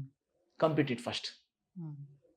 ఈరోజు అర్జెంట్ వర్క్‌ని ఈరోజు పోస్ట్‌పోన్ చేసావనుకోండి, అది ఇంపార్టెంట్ వర్క్ మిస్ చేయకుండా అన్‌ఇంపార్టెంట్ చేసుకుంటూ కూర్చున్నావనుకో, ఇంపార్టెంట్ వర్కే రేపొద్దున అర్జెంట్ అయి కూర్చుంటది. అవును. అవును. అంతేగా. అనే కదా! హ్మ్. సో, అక్కడ నీకు సో స్ట్రెస్ ఏది పెరుగుతది. ఇంపార్టెంట్, ఏది తర్వాత ప్రయారిటీస్ అనేది చూసుకుంటూ దాన్ని ఫాలో అవుతూ యెస్. ఉండాలి. టైమ్ మేనేజ్‌మెంట్ వెరీ ఇంపార్టెంట్ హ్మ్. అందుకోసమే. మూడో పాయింట్ నువ్వు నెట్వర్కింగ్ మెయింటైన్ చేయి. సోషల్ షేరింగ్ చేసుకోవడం ఇంపార్టెంట్. ఎదర్ ఫ్యామిలీయో, ఫ్రెండ్సో లేకుంటే మీ కొలీగ్సో, సుపీరియర్సో, జూనియర్సో సంథింగ్ కాస్త నెట్వర్కింగ్ మెయింటైన్ చేసుకుంటే ఫ్రీ ఫ్లో ఆఫ్ కమ్యూనికేషన్ రావాలి. హ్మ్. అది ఏర్పడినప్పుడు స్ట్రెస్ ఎంత పెద్ద మెయిన్ టాస్క్‌లైనా కూడా కొన్ని కంప్లీట్ చేయడానికి ఈజీ వే అయిపోతాయి. హ్మ్. మూడోది నేచర్‌తో కాస్తో కూస్తో రెగ్యులర్‌గా టచ్‌లో ఉండాలి. పొద్దస్తమానం 4 గోడల మధ్య విటమిన్ డి తక్కువ ఎక్స్‌పీరియన్స్ అయిపోయి, ఇటువంటి వాతావరణంలో continuous throughout the day spend చేస్తూ, లాంగ్ రన్‌గా ఏం అచీవ్ చేస్తాం? కాస్త go for the natural air, go for the natural light. హ్మ్. సమ్ టైమ్ స్పెండ్ చేసుకో. అది నీ స్ట్రెస్‌ని తీసేయడానికి పనికొస్తుంది. హ్మ్. ఐదో పాయింట్ నీకు regular regular healthy nutrition also important. నువ్వు మార్నింగ్ టైమ్ స్కిప్ చేసి, ఇంపార్టెంట్ అని చెప్పేసి, ఆ రోజు స్కిప్ చేసి తొందరగా అటెండ్ కావాలి డ్యూటీ అని చెప్పేసి, అది లెస్ గ్లూకోజ్ ఇచ్చి బ్రెయిన్‌ని హ్మ్. నువ్వు ఎక్కువ పని చేయమంటే హ్మ్. ఇలా స్ట్రెయిన్ కాదా? Of course. సో, ఈ క్రానిక్ స్ట్రెస్ అండ్ స్ట్రెయిన్ మన సైకలాజికల్ హెల్త్‌ని ఇంపాక్ట్ చేస్తాయి ఓకే. నెగెటివ్‌గా. సో సో, ఫుడ్‌ని అవాయిడ్ చేయటం ఫుడ్‌ని కూడా. అవాయిడ్ చేయమాకు. హెల్తీ డైట్ అని బ్యాలెన్స్ న్యూట్రిషన్. ఒక ఇప్పుడు నాకు అర్జెంట్ ఇంత ఇంత వరకు పని చేయాలి. తొందరగా మ్యాగీ చేసేసుకుందాం. తొందరగా ఏమంటారు దాన్ని పిజ్జాలు తర్వాత ఇది తినేసి తొందరగా ఏది అయిపోతది. ఫాస్ట్‌గా అయిపోతుందో అది చూసుకొని ఫాస్ట్‌గా. ఇలాంటి డైట్ మనం ఎక్కువ డిపెండ్ అయ్యామనుకోండి, రాను నీకు స్ట్రెస్ లెవెల్స్ పెరుగుతాయి. ఎందుకంటే హ్మ్. ఇవి హైపర్ గ్లైసెమిక్ ఇండెక్స్ ఉండే ఫుడ్స్ ఇలాంటివి. హ్మ్. హ్మ్. అంటే హై ఫ్యాట్ ఉంటాయి, తక్కువ ప్రోటీన్స్ ఉంటాయి. నేచురల్ యాంటీ ఆక్సిడెంట్స్ ఉండవు దీంట్లో. ఓకే. ఇటువంటి డైట్‌తో నువ్వు డిపెండ్ అయితే, బాడీని ఫ్యూయల్ చేస్తే really you are not giving right food to body to nourish. ఇప్పుడు ఒక చెట్టు నాటావు, అది మంచి పెరగాలంటే ఏదర్ మంచి భూమి, కొద్దిగా అవును. నీళ్లు దానికి కాస్త ఏదో కూస్తో ఒకటి దానికి ఎరువులు కావాల్సిన 2, వెయ్యాలి. 3 మనం ప్రొవైడ్ చేయగలం. దాని మీద సిమెంట్ ఏసామనుకోమండి, ఈజ్ ఇట్ గ్రో? No. సిమెంట్‌లో మన ఫుడ్ ఇలాంటిదే కదా! Mm. చూడడానికి గట్టిగా ఉంటుంది సిమెంట్ కూడా, but it's not like sand. Yes. The same way ఈ న్యూట్రిషియస్ ఫుడ్ కూడా అంత ఇంపార్టెంట్. తర్వాత regular exercise, sixth point. Never minimum నీకు నాకు టైం ఏడ దొరుకుతుంది సార్, ఇంత బిజీ టైంలో I can't find offer now time so big for that Yes. అని అంటే మాత్రం ఒక ఇప్పుడు చాలా చాలా రకాల టెక్నాలజీ మన యూట్యూబ్లో వీటిలో ఎంత బాగా వచ్చాయండి. బేసిక్ ఏరోబిక్ ఎక్సర్సైజెస్, చిన్న walking 5 minutes, yoga, basic yoga, సూర్య నమస్కారం యోగా లాంటివి, సంథింగ్ నీకు నచ్చింది ఫిజికల్ యాక్టివిటీతో చేయగలిగే ఒక 5-10 minutes మల్టిపుల్ బ్రేక్స్ చేసుకో. Mm. This also gives impact of the బాడీని తొందరగా బౌన్స్ బ్యాక్ అయ్యేలాగా చేస్తాయి ఈ స్ట్రెస్ నుంచి. Mm. Mm. ఇలాగా మనం మెథడ్స్ని బ్యాలెన్స్ వేగా తీసుకెళ్తే చాలా వరకు మన వర్క్లో ఉండే స్ట్రెస్ని మన సైకలాజికల్ హెల్త్ ఇంపాక్ట్ కాకుండా మనం కాపాడుకోవచ్చు. అప్పటికి కూడా నీ స్ట్రెస్ లెవెల్స్, నీ కాన్సన్ట్రేషన్ని, తలనొప్పిని ఇబ్బంది పెడుతున్నాయి, మూడ్ మారుస్తున్నాయి అంటే మనం ప్రొఫెషనల్ హెల్ప్ తీసుకోండి. Okay. అవి ఎటువంటి కేటగిరీగా మీకు ఇబ్బంది పడుతున్నాయి, యాజ్ ఎ సైకాట్రిస్ట్గా మనం బెటర్గా సలహాలు ఇవ్వచ్చు, లేకుంటే బెటర్ మెడిసిన్స్, ఎవిడెన్స్ ఉన్న మెడిసిన్స్ మనం వాడవచ్చు, స్మార్ట్గా రికవరీ కావచ్చు. Okay. నేను మెడిసినే అమ్మో నన్ను మెడిసిన్ వాడితే నాకు టాటూ వచ్చేసి మాదిగా నేను పర్మనెంట్ లైఫ్ టైం పేషెంట్ లాగా. No, అవును, ఆ continuous గా ప్రిజుడిస్ వాడాల్సి పెట్టుకోమాక, ఉంటుందా? Mm. ఆ ప్రిజుడిస్ పెట్టుకోమాక. మనకున్న ఫేసే మనకు ఇంపార్టెంట్ ఫంక్షన్ ఉన్నప్పుడు ఎలా మనం మేకప్ చేసుకుంటాం ఇంకొద్ది గ్లామరైజ్ కావడానికి? ఏం వర్క్కి ఇంకాస్త స్మార్ట్ మైండ్ అవసరం లేదా? అవును. స్ట్రెస్ లేకుండా మనం తగ్గించుకోవాల్సిన అవసరం లేదా? Mm. అవసరమైతే డాక్టర్ వాళ్ళు తగు సూచికలు, మెడిసిన్స్, ఎవిడెన్స్ మెడిసిన్స్ వాళ్ళు మీకు సూచనలాగా ఇస్తారు. ఆ కాస్త పీరియడ్ తొందరగా బౌన్స్ బ్యాక్ అయిపోండి, క్వాలిటీ ఆఫ్ లైఫ్ లీడ్ చేసుకోవచ్చు. రైట్. సో ఇప్పుడు నేను అడిగే క్వశ్చన్ అందరి లైఫ్ స్టైల్లోని మాక్సిమం ఎదుర్కొంటున్నటువంటి సమస్యగానే మనం చెప్పుకోవచ్చు. సో ఎప్పుడైనా సడన్గా ఎవరికో ఒక్కరికి కాల్ చేద్దామని ఫోన్ తీస్తాము, బట్ ఎవరికి చేద్దాం అనుకుంటున్నామో అది మర్చిపోయి ఇంకో దాంట్లో పడిపోతూ ఉంటాము. సో ఎవరికైనా విష్ చేయాలని అనుకుంటున్నాం, నెక్స్ట్ డే ఎవరిదో ఒక బర్త్డే ఉందో ఇంకొకటి ఏదో విష్ చేయాలని అనుకుంటాం. సో నెక్స్ట్ డే ఇవాళ ఏదో పెట్టుకుంటాం అలారం గుర్తుంటుంది, ఆ రోజుకి వచ్చినప్పుడు మర్చిపోతూ ఉంటాం. సో ఇలా చాలా విషయాలు తెలియకుండానే అది ఇంపార్టెంట్ అయినా కూడా మర్చిపోతూ వెళ్తాం. సో దీనివల్ల మనం ఏమనుకోవచ్చు, మనకు మతిమరుపు పెరుగుతుందని అనుకోవచ్చా, లేకపోతే దాని మీద అంత అటెన్షన్ లేదని అనుకోవచ్చా, ఇంట్రెస్ట్ లేదని అనుకోవచ్చా, ఏమనాలి దాన్ని? అంటే అప్పటికి ఆ టైంకి అది ఇంపార్టెంట్ చేద్దాం అనుకున్న పని మనం మర్చిపోయి ఇంకో పనులు పోతున్నాం అంటే మనకు ఏమన్నా మల్టీ టాస్క్లు ఏమైనా ఉన్నాయో చూసుకోవాలా. ఓకే. తర్వాత ఒక టాస్క్ని focus on one task at one time అలా మనం చేయకుండా ఉండడం వల్ల కొద్దిగా మిస్ అయిపోతున్నామా, అది కూడా చేసుకో. ఆర్గనైజేషన్ స్కిల్స్ని కొద్దిగా మనం టెస్ట్ చేసుకో. అంటే వర్క్ని కానీ మిగతా యాక్టివిటీస్ కానీ వీటిని మనము ఎమోషనల్ కాంటాక్ట్స్, రిలేషన్షిప్ కాంటాక్ట్స్ ఇలాంటివి ఎలా మనం ఆర్గనైజ్ చేసుకుంటున్నాం. వీటిలో మనం ఇక్కడ ఈ రిలేషన్షిప్లో ఉన్న ఫ్రస్ట్రేషన్ ఇక్కడ కాన్సన్ట్రేషన్ దెబ్బతీసింది వర్క్లో, అంటే ఇక్కడ ఎక్కడో బ్యాలెన్స్ చేసుకున్నట్టే. సో కొద్దిగా ఆర్గనైజ్ చేసుకునే స్కిల్స్ మనం చూసుకోవడము. ఎస్, మైండ్ఫుల్ టెక్నిక్స్ యూజ్ చేసుకో. అంటే ఉదయం లేచాక లేకుంటే మనం వర్క్లో స్టార్ట్ చేసినప్పుడు మొత్తం నా వర్క్ ఎంత, ఏమేమి చేయాలి ఇక్కడ ఈ వర్క్లో కంప్లీట్గా, ఎన్ని టాస్క్లు ఉన్నాయి డివైడ్ చేసుకో. పెద్ద కాంప్లికేటెడ్ టాస్క్ని కూడా సింపుల్ టాస్క్లో డివైడ్ చేసుకుంటే ఫోకస్ ఎక్కువ పెరుగుతుందండి. ఓకే. సింపుల్ టాస్క్ ఎన్ని కంప్లీట్ చేయాలి, ఎస్ 3-4 పాయింట్స్ ఉంటాయి, ఎస్ కొట్టి ఆ 3-4 పాయింట్ టిక్ పెట్టేసుకున్నట్టు మనం వర్క్ చేసుకున్నాం, అసైన్ చేసుకున్నాం అనుకోండి, దెన్ ఫైన్. చిన్నపాటి మనం ప్రయారనుకున్న అపాయింట్మెంట్స్ని, ప్రయారనుకున్న వ్యక్తుల పరిచయాలని మిస్ అవుతున్నాం అన్నప్పుడు అంటే మనం ఎక్కడో ఇంపార్టెంట్ని ఫోకస్ చేస్తున్నాం, కొద్దిగా తక్కువ ఇంపార్టెన్స్ వాటిని పూర్తిగా మర్చిపోతున్నాం అన్నట్టు. సో ఎంతవరకు ఇంపార్టెన్స్ నా మొత్తం లిస్ట్ ఎంత అన్న ఒక రకంగా ఆర్గనైజ్ చేసుకుంటే మాత్రం డెఫినెట్గా మెమొరీని పెరిగే ఒక ఎక్సర్సైజ్ లాగా పనికి వస్తాయండి. అంటే సడన్గా ఒక్కొక్కసారి మాట్లాడుతుండేటప్పుడే ఏ విషయం మాట్లాడదాం అనుకున్నామో అది మర్చిపోతూ ఉంటాము, మైండ్ బ్లాంక్ గా అయిపోయినట్టుగా అనిపిస్తుంది.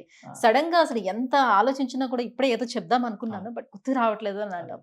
ఎందుకు అలా జరుగుతుంది? ఇది కామన్ గా 98% మనం చెప్పాలనుకుంటే ఇది ఒక కామన్ ఒక సిమ్టమే అండి ఇది. అంటే వస్తున్న కంటిన్యూస్ థాట్ ప్రాసెస్లో ఒక థాట్ తర్వాత ఇంకొక థాట్ జనరేషన్లో మధ్యన మనం ఒక స్ట్రీమ్ ఆఫ్ కాన్సెప్ట్ ఏం చెప్తున్నామని మర్చిపోవడం కూడా కొంచెం జరుగుతుంది. ఎస్పెషల్లీ ఇలాంటివి యాంగ్జైటీ టైమ్స్లో ఎక్కువ జరుగుతాయి. టెన్షన్ పడే సందర్భాల్లో, స్ట్రెస్ ఉన్న టైంలో ఇవి ఎక్కువ జరుగుతాయి. సో మనం అబ్జర్వ్ చేయాలి, ఈ మధ్య కాలంలో కొద్దిగా స్ట్రెస్ ఎక్కువ గురవుతున్నానా, స్ట్రెస్ తీసుకున్నప్పుడు కూడా యాంగ్జైటీ ఎక్కువ గురవుతున్నానా, లేకుంటే నా మూడ్ కొద్దిగా ఏదైనా సంథింగ్ ఒకదానికి ఎక్కువ ఫోకస్ వెళ్ళిపోయింది, మిగతా వాటిపైన తక్కువైపోయిందా, అంటే కాన్సన్ట్రేషన్ తగ్గిపోయిందా, దట్స్ వై నాకు మెమరీ కొద్దిగా తక్కువ ఇబ్బంది అనిపిస్తుందా? లేదు. కొన్నిసార్లు సైకలాజికల్ డెవలప్మెంట్‌లోనే అంటే ఒక మాట ఒక కాన్సెప్ట్ ఏదో స్టార్ట్ చేస్తాం. సడెన్‌గా ఆ థాట్ యొక్క కంప్లీట్ థ్రెడ్ మిస్ అయిపోతారు. ఇలాంటి సింప్టమ్స్‌ని ఒక థాట్ డిజార్డర్‌గా చూస్తాం. అంటే ఇది చాలా సివియర్‌గా అంటే మిగతా సింప్టమ్స్ కూడా ఉండి ఇబ్బంది పడుతున్న వాళ్ళు వీళ్ళకి ఒక సైకియాట్రికల్‌గా దీన్ని ఒక సింప్టమ్‌గా చూస్తాం. ఇవి ఏ కేటగిరీ కింద వస్తున్నాయి? సైకోటిక్ కేటగిరీయా? న్యూరోటిక్ కేటగిరీయా? అనేది ఒక తక్కువ 100లో 1 అండ్ 2 పీపుల్స్‌లో ఇతరత్ర జీవన విధానంలో చాలా అస్తవ్యస్తంగా ఉన్న వాళ్ళలో ఇవి మనం ఒక డిజార్డర్‌గా చూస్తాం.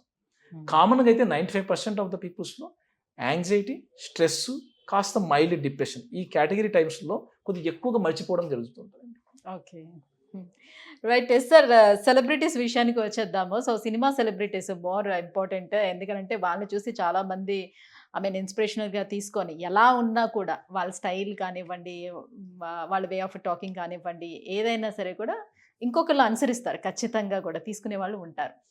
సో, అలా సెలబ్రిటీస్‌కి బ్యూటీ కాన్షియస్ కూడా బాగా ఎక్కువ ఉంటుంది గదా! సో, ఎంత బాగున్నా వాళ్ళు బాగుండడం బట్టే అవును. అయ్యారు. హీరో అయ్యారో, హీరోయినే అయ్యారు. యెస్ అండి. కానీ ఎంత బాగున్నా ఇంకా మోర్ బ్యూటీగా కనిపించాలి, ఇంకా బాగుండాలి అని రకరకాల సర్జరీస్ చేసుకుంటూ ఉంటారు. ఓహ్! జస్ట్ లైక్ మనం శ్రీదేవినే తీసుకుంటే ఓకే. చాలా అందగత్తే శ్రీదేవి గతంలో మనం చూసుకున్నా కూడా. కానీ తర్వాత తను ఆల్మోస్ట్ ఒక 32 సర్జరీస్ వరకు చేసుకున్నారు. సో, ఈ సర్జరీస్ ఇలా కంటిన్యూస్‌గా వన్స్ స్టార్ట్ చేసిన తర్వాత అలా ఇంకా చేయించుకుంటూ వెళ్ళాలి అనే యాతన యాహ్! ఏదైతే యాహ్! ఉంటుందో, అది కూడా ఒక మానసిక పరమైనటువంటి జబ్బుగా తీసుకోవచ్చా? యెస్ అండి. మీరు చెప్పినట్టు నేను ఓన్లీ సినిమా స్టార్స్‌కి ఆపాదించలేనండి. హ్మ్. ఇది ఒక ఆ గ్లామర్ ఫీల్డ్ అంటే దీంట్లో వీళ్ళలో attention on the external face appearance అనుకోండి, ఎక్స్‌టర్నల్ అపియరెన్స్ లాంటివి వాటిపైన ఎక్కువ మంది అటెన్షన్ ఉంటది కాబట్టి, వీళ్ళు ఎంత ప్రయారిటీ ఇస్తుందో, ఎటువంటి కాన్సెప్ట్ వీళ్ళలో ఉన్నాయి. అంటే ఫర్ ఎగ్జాంపుల్ మైనర్ ఫ్లా ఉన్నా కూడా దే డిడ్ంట్ యాక్సెప్ట్. హ్మ్. హ్మ్. పైగా ఆ అక్యురసీని వీళ్ళు సాటిస్ఫై చేయడానికి మల్టిపుల్ సర్జరీస్ కూడా వెళ్ళిపోతుంటారు. అంటే అవును. For example tip of the nose, straightness of the nose, eyes eyes eyes, lid, lips, eyebrows, lips lips, అన్నీ. Cheeks, dimples. సో, వీటి యొక్క వాళ్ళ ఇంపార్టెన్స్ వీళ్ళు వెరీ మైనర్ డీటెయిల్స్ తోటి ఇబ్బంది పడుతుంటారు. ఒక్కోసారి వీళ్ళ యొక్క మైండ్ కాగ్నిషన్స్ అంటే బిలీఫ్ సిస్టమ్ ఎట్లాంటిదంటే ఎక్కడో చిన్న ఫ్లా అందరూ అబ్జర్వ్ చేస్తున్నారు. నేనే అబ్జర్వ్ చేశానంటే అందరూ అబ్జర్వ్ అందరూ చేస్తున్నారు చేస్తున్నారు. అన్న థాట్‌లో వెళ్ళిపోతుంటారు. ఓకే. సో, దీనివల్ల వీళ్ళు రిపీటెడ్‌గా హెల్ప్ సీకింగ్ దీన్ని ఎలా కరెక్షన్ చేయాలి? సర్జరీ దాకా కూడా వెళ్తుంటారు. సర్జరీ చేసినా సాటిస్ఫై కాకుండా ఉంటారు. హ్మ్. అలాంటి తక్కువ మందిలో వీళ్ళు ఇటువంటి సమస్యతో బాధపడుతున్న వాళ్ళలో సాటిస్ఫాక్షన్ ఉండదు. ఆ సాటిస్ఫాక్షన్ లేని సైకలాజికల్ కండిషన్ పేరే బాడీ డిస్మార్ఫిక్ ఫోబియా అంటారు. ఓకే. దీంతోటి వీళ్ళు రిపీటెడ్‌గా హెల్ప్ సీకింగ్ అటెంప్ట్ చేస్తుంటారు. సర్జరీస్ దాకా వెళ్తుంటారు. హ్మ్. హ్మ్. ఇది ఒక గ్లామర్ ఫీల్డ్‌లో గాని, లేకుంటే ఇండివిడ్యువల్స్ కూడా ఫర్ ఎగ్జాంపుల్ రిపీటెడ్‌గా హెయిర్ కరెక్షన్ హ్మ్.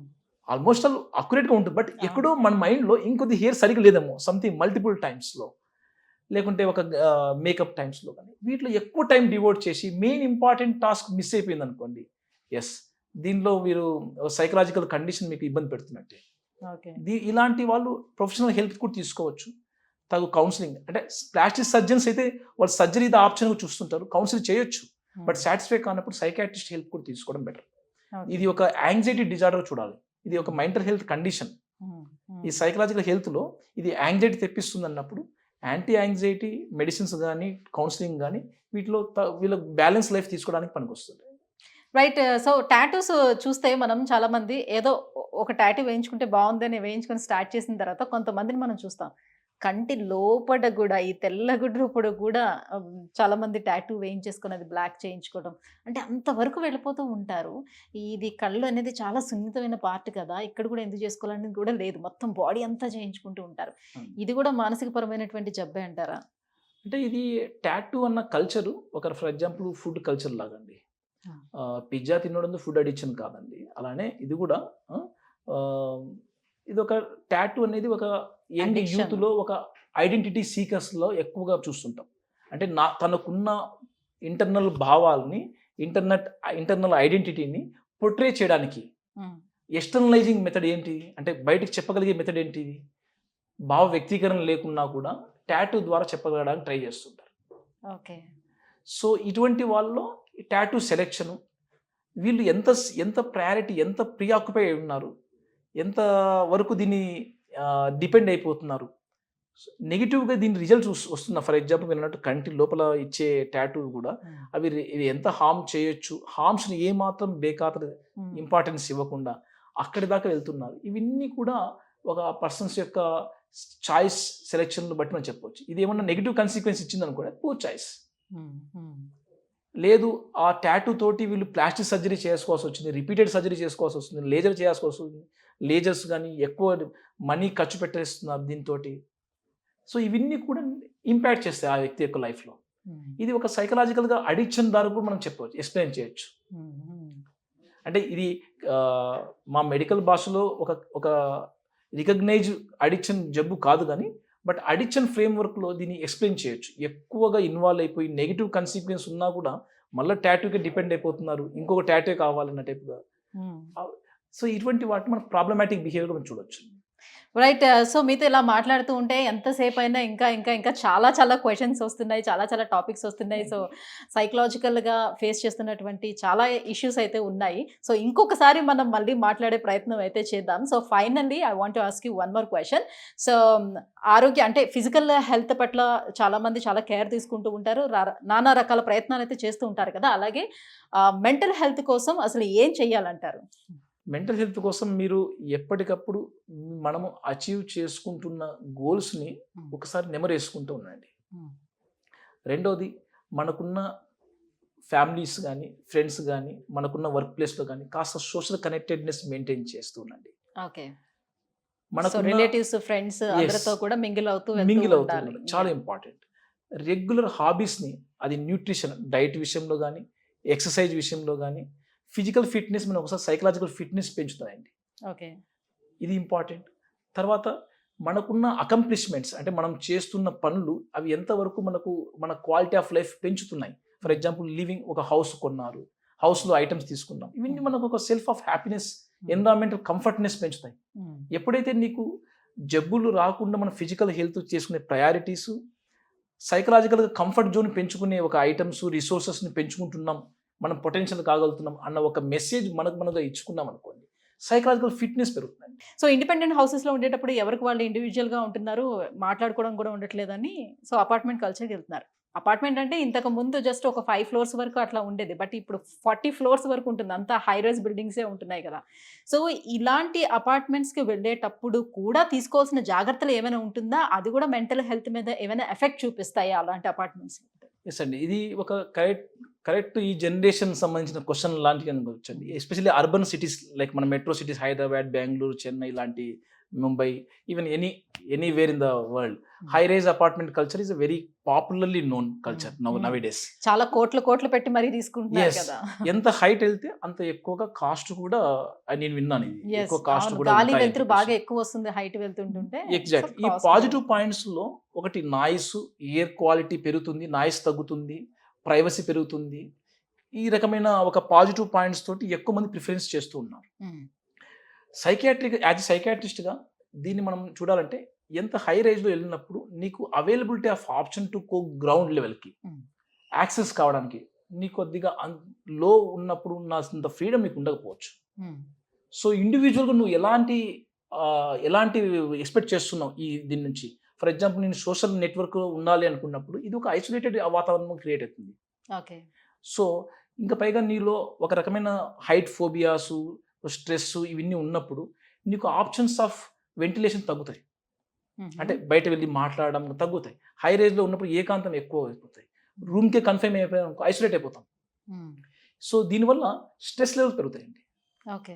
రాను మనం పాజిటివ్గా ఫస్ట్ ఎక్స్పెక్ట్ చేస్తున్నాం, దీర్ఘకాలికంగా నేను ఎలా ఇంపాక్ట్ చేస్తుంది. సోషల్గా ఐసోలేట్ అవుతున్నారు, తక్కువ ఆపర్చునిటీస్ ఆఫ్ మనకు what ever the real walking కానీ లేకుంటే న్యాచురల్గా వాకింగ్ చేసే ఒక ఎక్స్పీరియన్స్ ఎలాంటి ఉంటుంది, మనం పైన టెర్రస్ పైన చేసే వాకింగ్ ఎక్స్పీరియన్స్ ఎలా ఉంటుందండి. ఒక ప్రాక్సీ ఎక్స్పీరియన్సే తప్ప రియాలిటీ ఎక్స్పీరియన్స్ లాగా అనిపించదు.